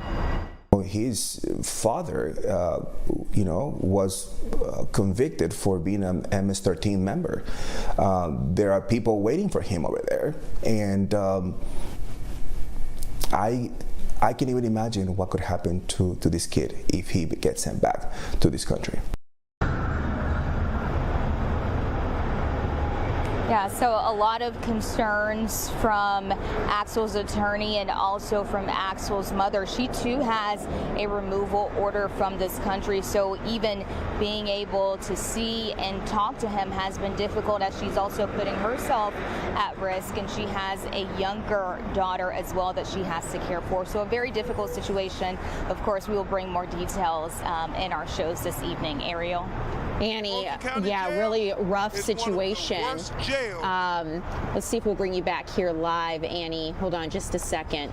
Okay, so yeah, really rough situation. And, it's hard because family says that Rios was brought to the United States from Honduras as a young child. They were seeking asylum due to a violent situation, like you mentioned. And so the fact that he came here as a very young child, would like to stay here, but now is facing this situation.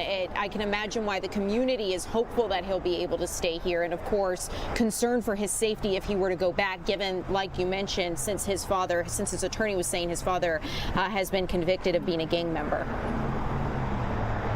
Right, and his mother, when I interviewed her a few weeks ago, she shared that Axel has no safe place to even go to in Honduras. She says she's not really connected to family there, so there's still, they don't even know where he's going to be able to stay if he is sent over. So again, that can happen at any moment. ICE has made their decision, and they say it's final.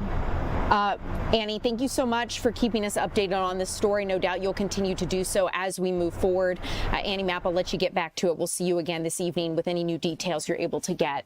As we continue here at 3 o'clock, you guys, want to keep you updated on some stories we're following here in the Fox 5 Atlanta newsroom.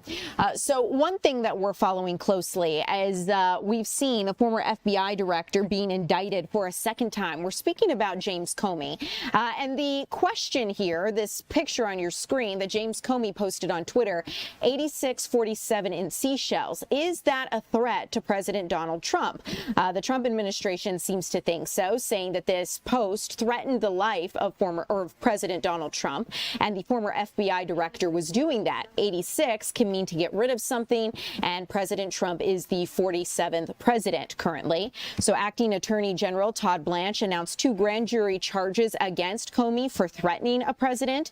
But Comey has replied back, saying that he didn't realize the numbers could be associated with violence, says he committed no crime, and that he similarly came across the shells arranged to form the message. If that's not a case, he could face an issue, but how the government's going to prove that could be difficult. So we'll keep you updated on that one. I also want to let you know, as it relates to the war in Iran, leaders are asking for a significant amount of money. They say that this budget request for $1.5 trillion was already in the works before the war with Iran started. However, because of the war with Iran, this request is getting more scrutiny. Currently, President Trump says Iran is in a state of collapse, and he wants the United States to reopen the Strait of Hormuz as soon as possible. The Iranians don't seem to be any closer to agreeing to the president's terms for a nuclear deal. But as we've taken a look at this situation, we've seen that as Secretary of War Pete Hegseth and Chairman of the Joint Chiefs of Staff Dan Kane testified before congressional leaders today that they faced a lot of scrutiny and pushback. I'm looking over to my right and I can see Pete Hegseth still sitting in the hot seat, speaking before lawmakers, and they're really testifying publicly for the first time since the war began. Lawmakers have grilled Hegseth over the war's ballooning costs, President Trump's threats to resume strikes, and the ultimate goals of the mission with Iran here. The Pentagon budget request is roughly 5% of America's GDP. Like I mentioned, it was put together before the war with Iran began, but they're likely going to have to submit another request further to replenish ammunition stocks. So let's take a listen to what Pete Hegseth had to say earlier today. The $1.5 trillion budget will ensure the United States continues to maintain the world's most powerful and capable military as we grapple with a complex threat environment across multiple theaters. Not to mention, this budget also includes a historic troop pay increase, 7% for lower enlisted, and the budget eliminates all poor or failing barracks. Quality of life for our troops is front and center in this budget as well. The resources we discussed today are critical to modernizing our force and ensuring that whatever threats emerge in the future, that your joint force is ready to meet those challenges to protect our interests and defend our nation. President Trump, unlike other presidents, has had the courage to ensure Iran never gets a nuclear weapon, and he's ironclad in that. We have the best negotiator in the world driving that deal. The biggest challenge, the biggest adversary we face at this point are the reckless, feckless, and defeatist words of congressional Democrats and some Republicans. So you're listening as Secretary of War Pete Hegseth addressed leaders on Capitol Hill regarding requests for further funding for the Pentagon, Department of Defense. As this continues today, we'll continue to keep you updated from Capitol Hill as he continues to speak before lawmakers. Coming up, you guys, I want to check in on your local weather forecast with meteorologist Lauren Robinson. We've got that straight ahead. Also want to let you know about the latest regarding requests to fund a White House ballroom and why taxpayers' money might now be involved with the situation. That's coming up.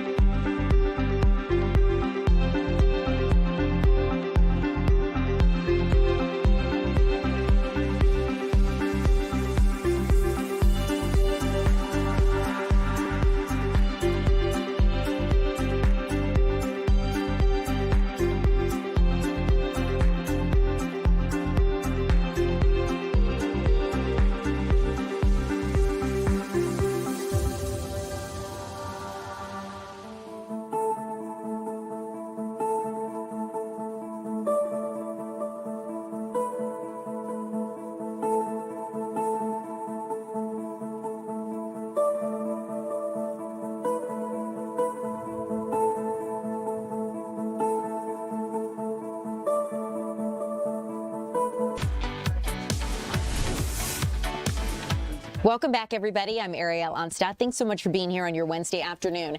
If you've walked outside today, it feels a little bit cooler, but there's more moisture in the air that I feel like we have not been used to with this dry spell we've been going through in the drought. So how much did the rain help us? Well, listen, we're not out of the drought yet. We need a lot more rain to do that, but it has helped, especially in the south where our firefighters are still fighting wildfires. The rain is making a bit of a difference, but meteorologist Lauren Robinson lets us know what to expect with our forecast ahead. Happy Wednesday. Fox 5 Storm Team meteorologist Lauren Robinson here with a check of your forecast. We got some more rain showers late last night and into this morning, bringing nearly an inch of rain into Atlanta. Much needed rain, not enough to get us out of our drought, but every raindrop matters when we are this dry. Now, as we take a look at our live Viper radar, we have a cold front just off to our west, and behind it, we're going to see cooler temperatures over the next few days. In the meantime, we're going to get a bit of drying as we go through this afternoon after those rain showers moved out early this morning. Temperatures will be pretty seasonal as well in the upper 70s to low 80s. But let's take a look at what we're expecting up in the sky. Now, we're going to see the cloud cover start to diminish a bit this afternoon. And as we go into late tonight, early tomorrow morning, another round of those overnight rain showers, maybe a few isolated storms, though we're not expecting anything severe. As we go into Thursday afternoon, drying out once again. That's kind of been the pattern. Overnight showers and storms, and then a little bit of sunshine through the afternoon.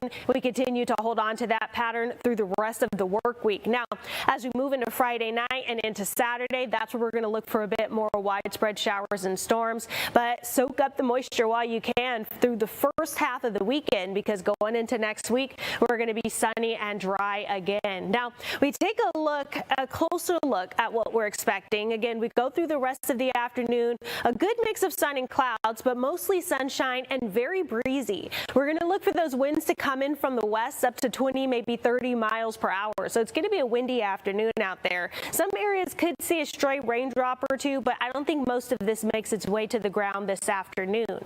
Once we move into this evening, though, that's going to be a different story. That cloud cover will start to fill in. We're going to bed with temperatures in the 60s, and then overnight and into tomorrow morning, our next round of rain showers pushes through. But take a look at the timing here. By around 7, 8 o'clock tomorrow morning, most of those showers have already moved their way out, and we're making way for some afternoon sunshine as we go through our Thursday. Those temperatures dropping down just a bit into the lower to middle 70s. As far as rainfall totals, we're looking at additional amounts of rainfall, less than 1/4 of an inch tonight into early tomorrow morning. Again, most of that rainfall will be during the overnight hours, pushing out by early Thursday morning, leaving some afternoon sunshine Thursday afternoon. Now, the other big story here is going to be the temperatures. We're in the upper 70s today, which will be very seasonal, but then we drop into the lower 70s Thursday, and then we start to max out in the 60s Friday and Saturday. But we're looking for that next round of rain showers late Friday night into Saturday before we dry out moving into next week. With the return to that sunshine, we're going to see those temperatures rebound. We're in the low 70s on Sunday. That's going to be a beautiful day for outdoor activities before those temperatures climb back into the upper 70s, low 80s for the start of the next work week. All right, Lauren, thanks so much for letting us know what to expect in our week ahead. You guys, as I promised, wanted to get you an update as to what we are seeing with that shooting investigation at the White House Correspondents' Dinner. The Secret Service is facing scrutiny, as you might imagine, over how this unfolded. Director of the Secret Service, Sean Curran, met with the House Oversight Committee on Monday. You can see him walking there in congressional chambers. He's defending the security plan his agency put together for the dinner. Still, there are questions about whether changes need to be made. The DOJ says more charges could be coming for 31-year-old Cole Allen, the suspected gunman. It's unclear whether Cole Allen fired that shot that hit a Secret Service in his bulletproof vest. If he did not, the question then becomes, how was that Secret Service agent shot? He is okay. He's been released from the hospital, all thanks to that bulletproof vest that he was wearing. But the FBI's lab in Quantico is working through those ballistics results. In the meantime, the U.S. District Attorney for Columbia says investigators are also looking into Allen's digital footprint. Allen is in federal custody right now, and he has a detention hearing tomorrow where we're expected to learn further details about how he'll be held in custody. I also want to let you know, as a result of this shooting, we are seeing some lawmakers basically renew their calls to fund President Donald Trump's ballroom, saying that the White House ballroom would help prevent security risks like this in the future. But here's the thing. The ballroom might cost even more money than originally planned, and now taxpayers might be responsible for footing the difference of that bill. You saw a video just a bit ago of President Trump proudly touting his ballroom at the White House last month, and he was especially promising the private funding for that ballroom, saying, quote, "It's all donors. There's not one dime of government money going into the ballroom," end quote. But now some Republican lawmakers are pushing harder than ever for Congress to pay for it after the gunman breached that security checkpoint last Saturday. Others are divided over whether taxpayers should now contribute to this now $400 million addition that we're seeing. Democrats have been strongly opposed to the 90,000 square foot construction project, especially when the Department of Homeland Security still is not funded. Acting Attorney General Todd Blanche has filed a motion asking a judge to overturn an earlier ruling that would pause that above ground construction. So we'll keep you updated as that moves forward. In the meantime, on Capitol Hill, I do want to let you know that the Trump administration is moving forward to cut K through 12 programs. They're planning to transfer funding back to the states, saying ultimately states, local school districts, and parents should be in charge of their children's education and not the federal government. The Secretary of the Department of Education, Linda McMahon, testified before Congress and discussed those proposed budget cuts for next year. It would cut K through 12 programs by about $4.5 billion and consolidate funding into state block grants. Now, this is a part of an ongoing effort to transfer the Department of Education's work to other agencies and an effort to convince Congress that the Department of Education is no longer needed. McMahon says that teachers, parents, and local officials should be the primary decision makers when it comes to education. Democrats, on the other hand, are arguing that these cuts could harm students, specifically pointing out that there are programs that the department oversees that helps underprivileged kids get into college, and without it, this could change their futures. Now, the budget proposal is a recommendation, and Congress is going to determine those final funding levels. So we will keep you updated as that moves forward. I also want to let you know we have seen sentencing for Purdue Pharma. Let's take a look at some video. You can see protesters there outside of the federal court. Purdue Pharma is not going to exist after this week. A federal judge ordered the OxyContin maker to be dissolved as part of a final criminal sentence. The Sackler family is going to pay more than $7 billion, but will avoid jail time.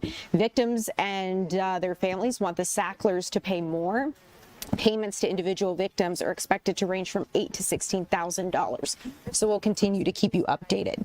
As we continue here at 3 o'clock, you guys, we're going to check in with our Maria Guzman about a community farm straight ahead.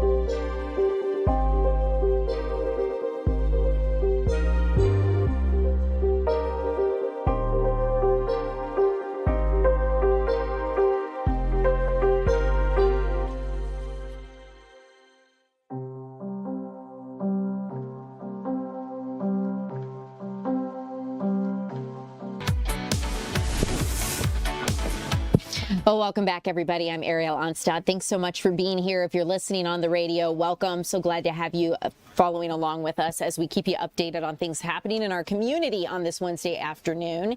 Want to get out to our Maria Guzman, where a garden at the Mohammed Schools of Atlanta is teaching students about science and sustainability. And Maria, I understand this is a real effort to allow people to understand where their food comes from and to take back their health, if you will.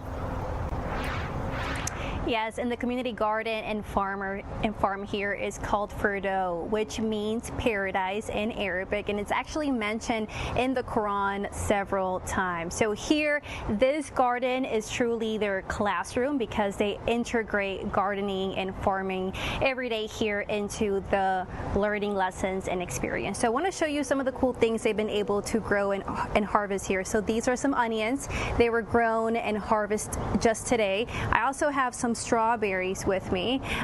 Again, these are all managed by students here. And I spoke with the teacher who leads this garden class, and she mentions how their faith just plays a huge role in teaching kids the importance of farming and being gardeners. So let's go ahead and take a listen to what she says. I think the main role that faith plays, whether you're Muslim, Christian, Rastafarian, you know, whether you even have a faith, the reality is that there's a mercy that comes from the earth. So let's bend down here just for a minute. The children learn, because they love to pick flowers, but we tell them, well, don't pick these, so they know the difference between flowers you pick, because these are, if you pick this flower, you won't have a strawberry. So if you want a strawberry, you have to leave the flower on, and they notice the little strawberry growing right there in the center of the flower. See that? Yeah. And so these are the things that they learn from the mercy of God. It's so much out here for them. And there's so many things that grow that I didn't plant. They just kind of grew on their own. And we use a lot of that also. Right behind you is a type of an onion. They're kind of giving up the ghost now, but these are amazing. And the children learn to just, they also, come over close for a minute, they also love all the little insects that they find in the garden. We participate in the University of Georgia pollinator census. It's connected to the whole southeast area. And our kindergartens all the way up fill out these little sheets on all the insects they find in a certain time. Well, all of this contributes to their faith. They have an understanding that if the Creator takes care of the insect, how about us as well? So it's just a whole understanding, and we try to make sure that we don't do any scolding in the garden. Children do destroy plants sometimes by mistakes. They kill insects sometimes by mistake. They waste water. Everything you can think of kids do, they do. But if you help them to have a healthy regard for the earth and their relationship to the earth, and it was put here for them to enjoy, they have a different mindset, and they're very careful. That's right. I'm at the Piedmont Atlanta Hospital. Yes, and I also want to show you this tea actually right here, and some of the herbs that were made to make this tea were made here and harvested here, and this school's partners a lot with the USDA. They hosted a public workshop today just to teach family and their kids about the importance of farming, and so they hope that the USDA hopes that they can encourage and inspire the next generation of farmers. So Ariel, I'll send things back to you as I enjoy this beautiful day here. Maria, this sounds wonderful. A great opportunity for students, for people to come out and learn how to grow food. I do have a question before I let you go, which is just, are people able to come and take part in this garden? Do you have to be a student of the school? Is there a way for us to get involved if we wanted to?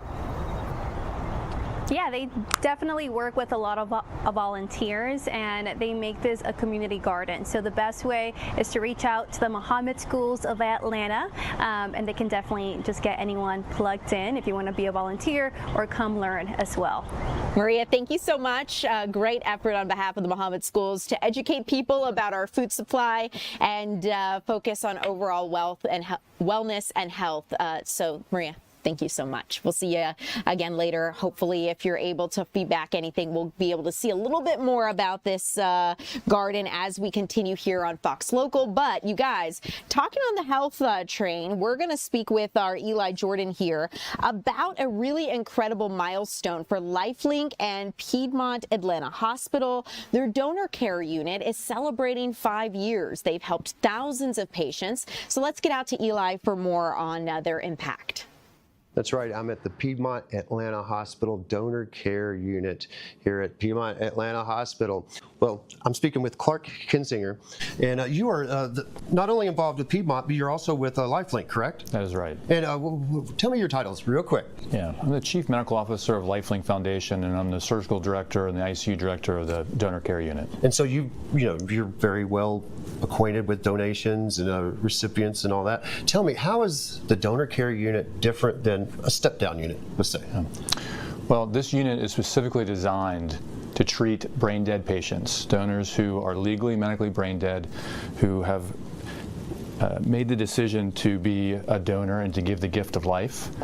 The donors get moved to our unit, and we have a special team of nurse practitioners, and partner with LifeLink to provide very customized care to the donors and donor families. So our mission is twofold. One, we take great care of the donors, resuscitating their organs, but also our mission is to take care of the donor families. So this marks 5 years that the DCU, the Donor Care Unit, has been around. What was it like beforehand when you had a patient come in and you're going to procure organs from the patient? So the traditional model for donor management and organ procurement is that the LifeLink, or the team that's partnering with the patient through the donation process, they're being managed at the index hospital, and the resources are limited potentially.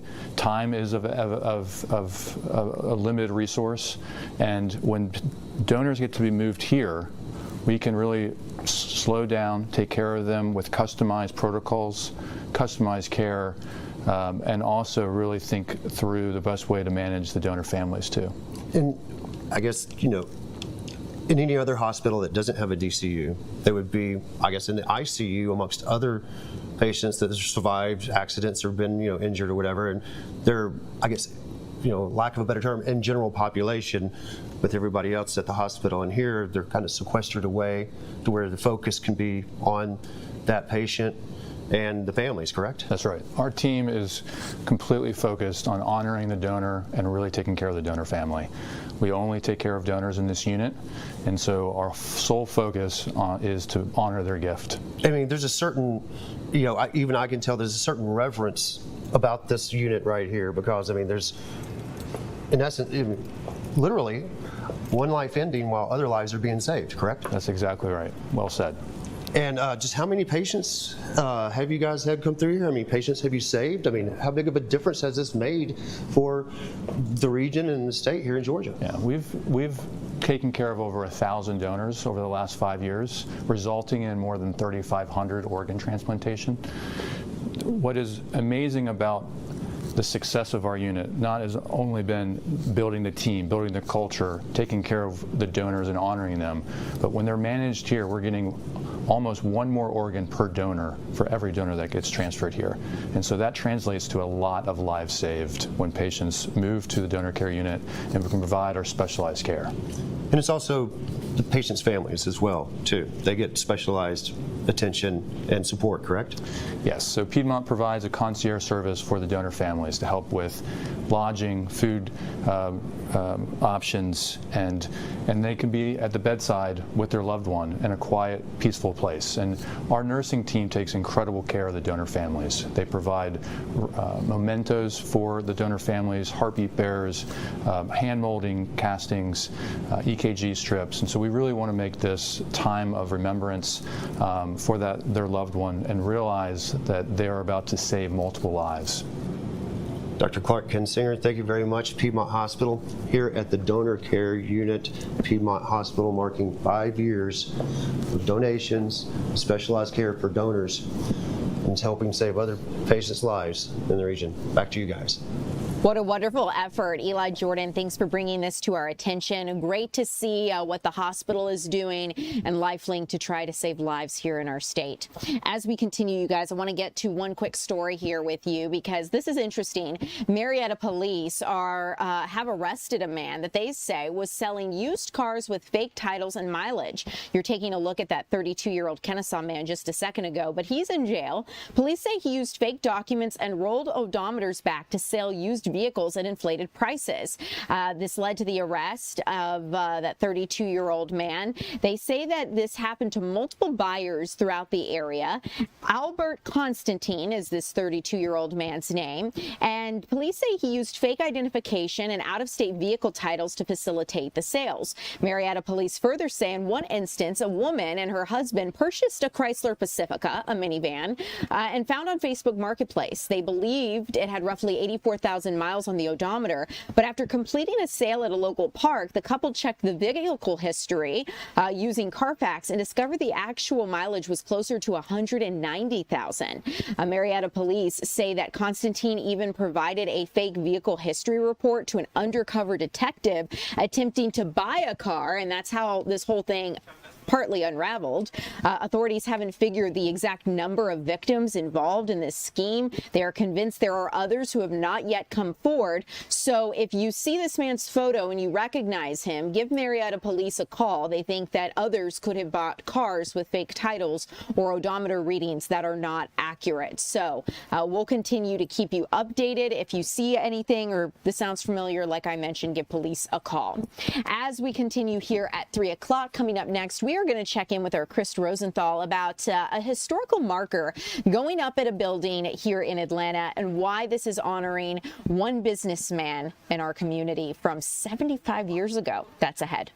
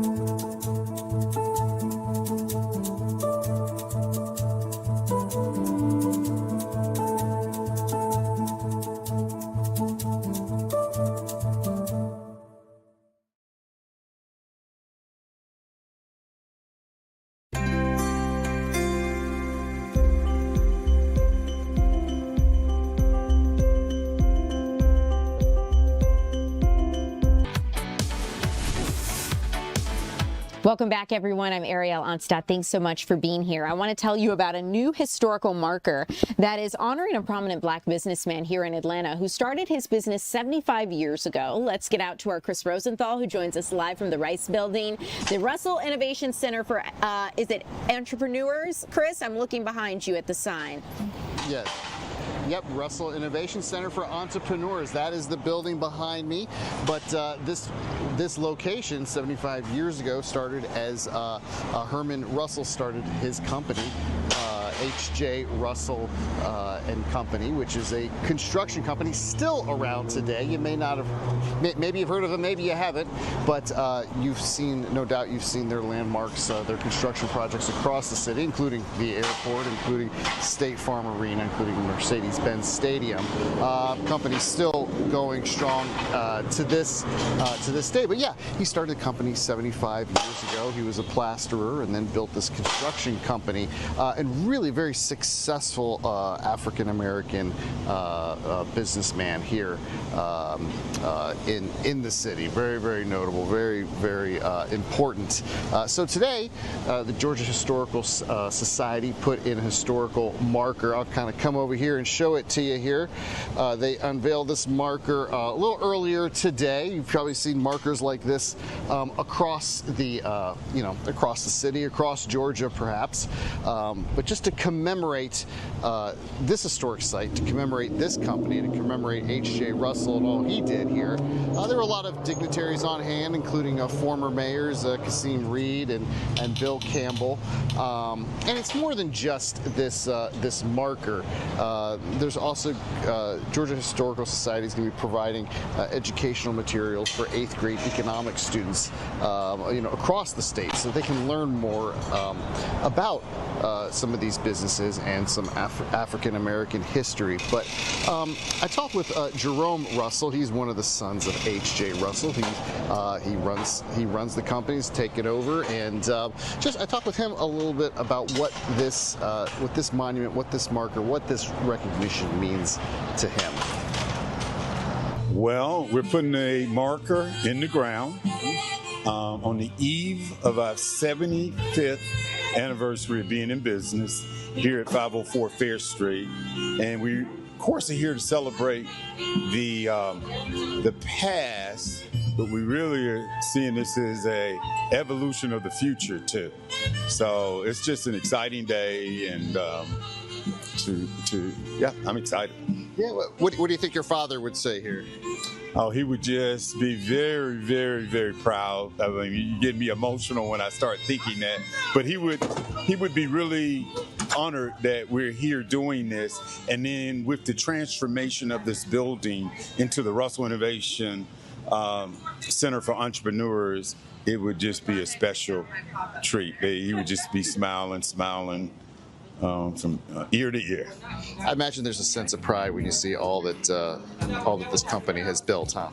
Yeah, I mean, we've just been so blessed. And I have to give credit to my mother, too, because we would not be here standing as a family business if it wasn't for my mother being by the side of my father. What do you want people, when they see this marker, to take away from this? I want them to be inspired about the soldiers that we stand on, and hopefully inspires people to excel and to elevate themselves in whatever it is they are passionate about. Yeah, I think inspiration, that's an important message here, and that's a little bit about what the Rice Center is all about. Of course, Russell Innovation Center for Entrepreneurs, named after Mr. Russell here. It's a center for entrepreneurs to come get resources and connections, network, capital, other things that they need to excel in their businesses, just like Mr. Russell. In fact, inside there's even a model of Mr. Russell's office that he had here when this was his office, building. So Mr. Russell, H.J. Russell, passed away in 2014, but like his son said, he'd no doubt be proud and honored to have this historical marker here. Yeah, Chris, what a wonderful achievement. And I feel like this is what you dream for your family, right? A success and being able to set up future generations for success. I loved what he had to say about his father and how his mother deserved kudos too for helping the family achieve the level of success that they did. It takes a partnership, not just one person usually can achieve things. They may get the limelight, but ultimately it's a team that's executing and making this happen. Absolutely, absolutely. All right, Chris. Well, thanks so much for bringing this to our attention outside of the Russell building there for entrepreneurs, Innovation Center for Entrepreneurs. We will see you later, Chris. Thank you so much. As we continue here at 3 o'clock, you guys, we have a little bit of time for a couple stories. I want to tell you about this one because it's gotten a lot of your attention on fox5atlanta.com, and it involves a woman who was removed from a Delta flight after refusing to end her phone call. A flight from Miami to Atlanta was forced to return returned to the gate after police say this woman allegedly would not stop her phone call during the safety instructions part of the flight. You're taking a look at Shannon Marie Harris of Tyrone, Georgia. And officials say the situation got so desperate, the airline was forced to deplane the entire aircraft in order to remove her. She's now facing trespassing charges, and the flight was delayed for about an hour. But Miami to Atlanta, that's a pretty significant flight with a lot of connections that people have to make. So a lot of people were definitely frustrated on board. I also want to let you know, as it relates to the DeKalb County School District, they are moving forward with their restructuring plan for 22 schools in DeKalb County due to what they say is low enrollment. But the superintendent, Norman Sauce, met with parents and the public last night to discuss some of those restructuring plans. The district says it's going to provide a student assignment plan update next week. And ultimately, they're trying to figure out how to close or convert 22 schools. Originally, they were looking at 27 schools, and now that is down to 22 based on the community's feedback. A lot of teachers, parents, people really concerned with the future of their communities if some of these schools close. DeKalb County has said that they're trying to balance district data that shows elementary schools are roughly 83% full, while middle schools are 79% full, and they want to use their resources most efficiently. I also want to let you know, as it relates to those wildfires at the southern part of our state, firefighters are gaining ground, so some good news there. The rain we've seen over the past couple days, as well as humid conditions, have helped firefighters make that progress. The threat, though, is far from over. We have seen these fires burn across 2 and now potentially really 3 counties. Clinch, Brantley, and Eccles counties have seen these fires. More than 55,000 acres have burned. We've seen the Highway 82 fire there in Clinch County, I believe it is. And one thing that we have seen is crews have tried to contain the flames as evacuation orders have expanded, with more people needing to leave their homes. Governor Brian Kemp has surveyed damage from the Pineland Road fire in Brantley County, and he's pointed to some improving conditions, but says we're definitely not out of the woods yet. According to the Georgia Forestry Commission, containment of the Pineland fire in Clinch County has reached 23%, while the Highway 82 fire in Brantley County is about 32% contained. So want to make sure I specify that again. The Highway 82 fire is in Brantley County, and then the Pineland Road fire is in Clinch County. So we'll continue to keep you updated as that moves forward. As we continue here, you guys, the news at 4 is just about to begin. I'm Ariel Onstadt. Thank you so much for joining us here live at 3. I'll see you again tomorrow at 2 o'clock.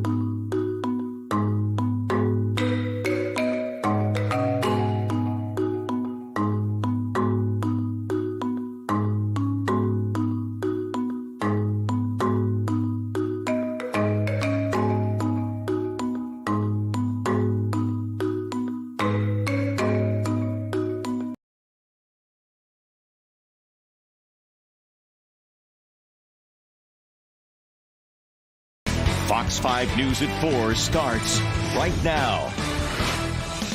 A legal battle is now brewing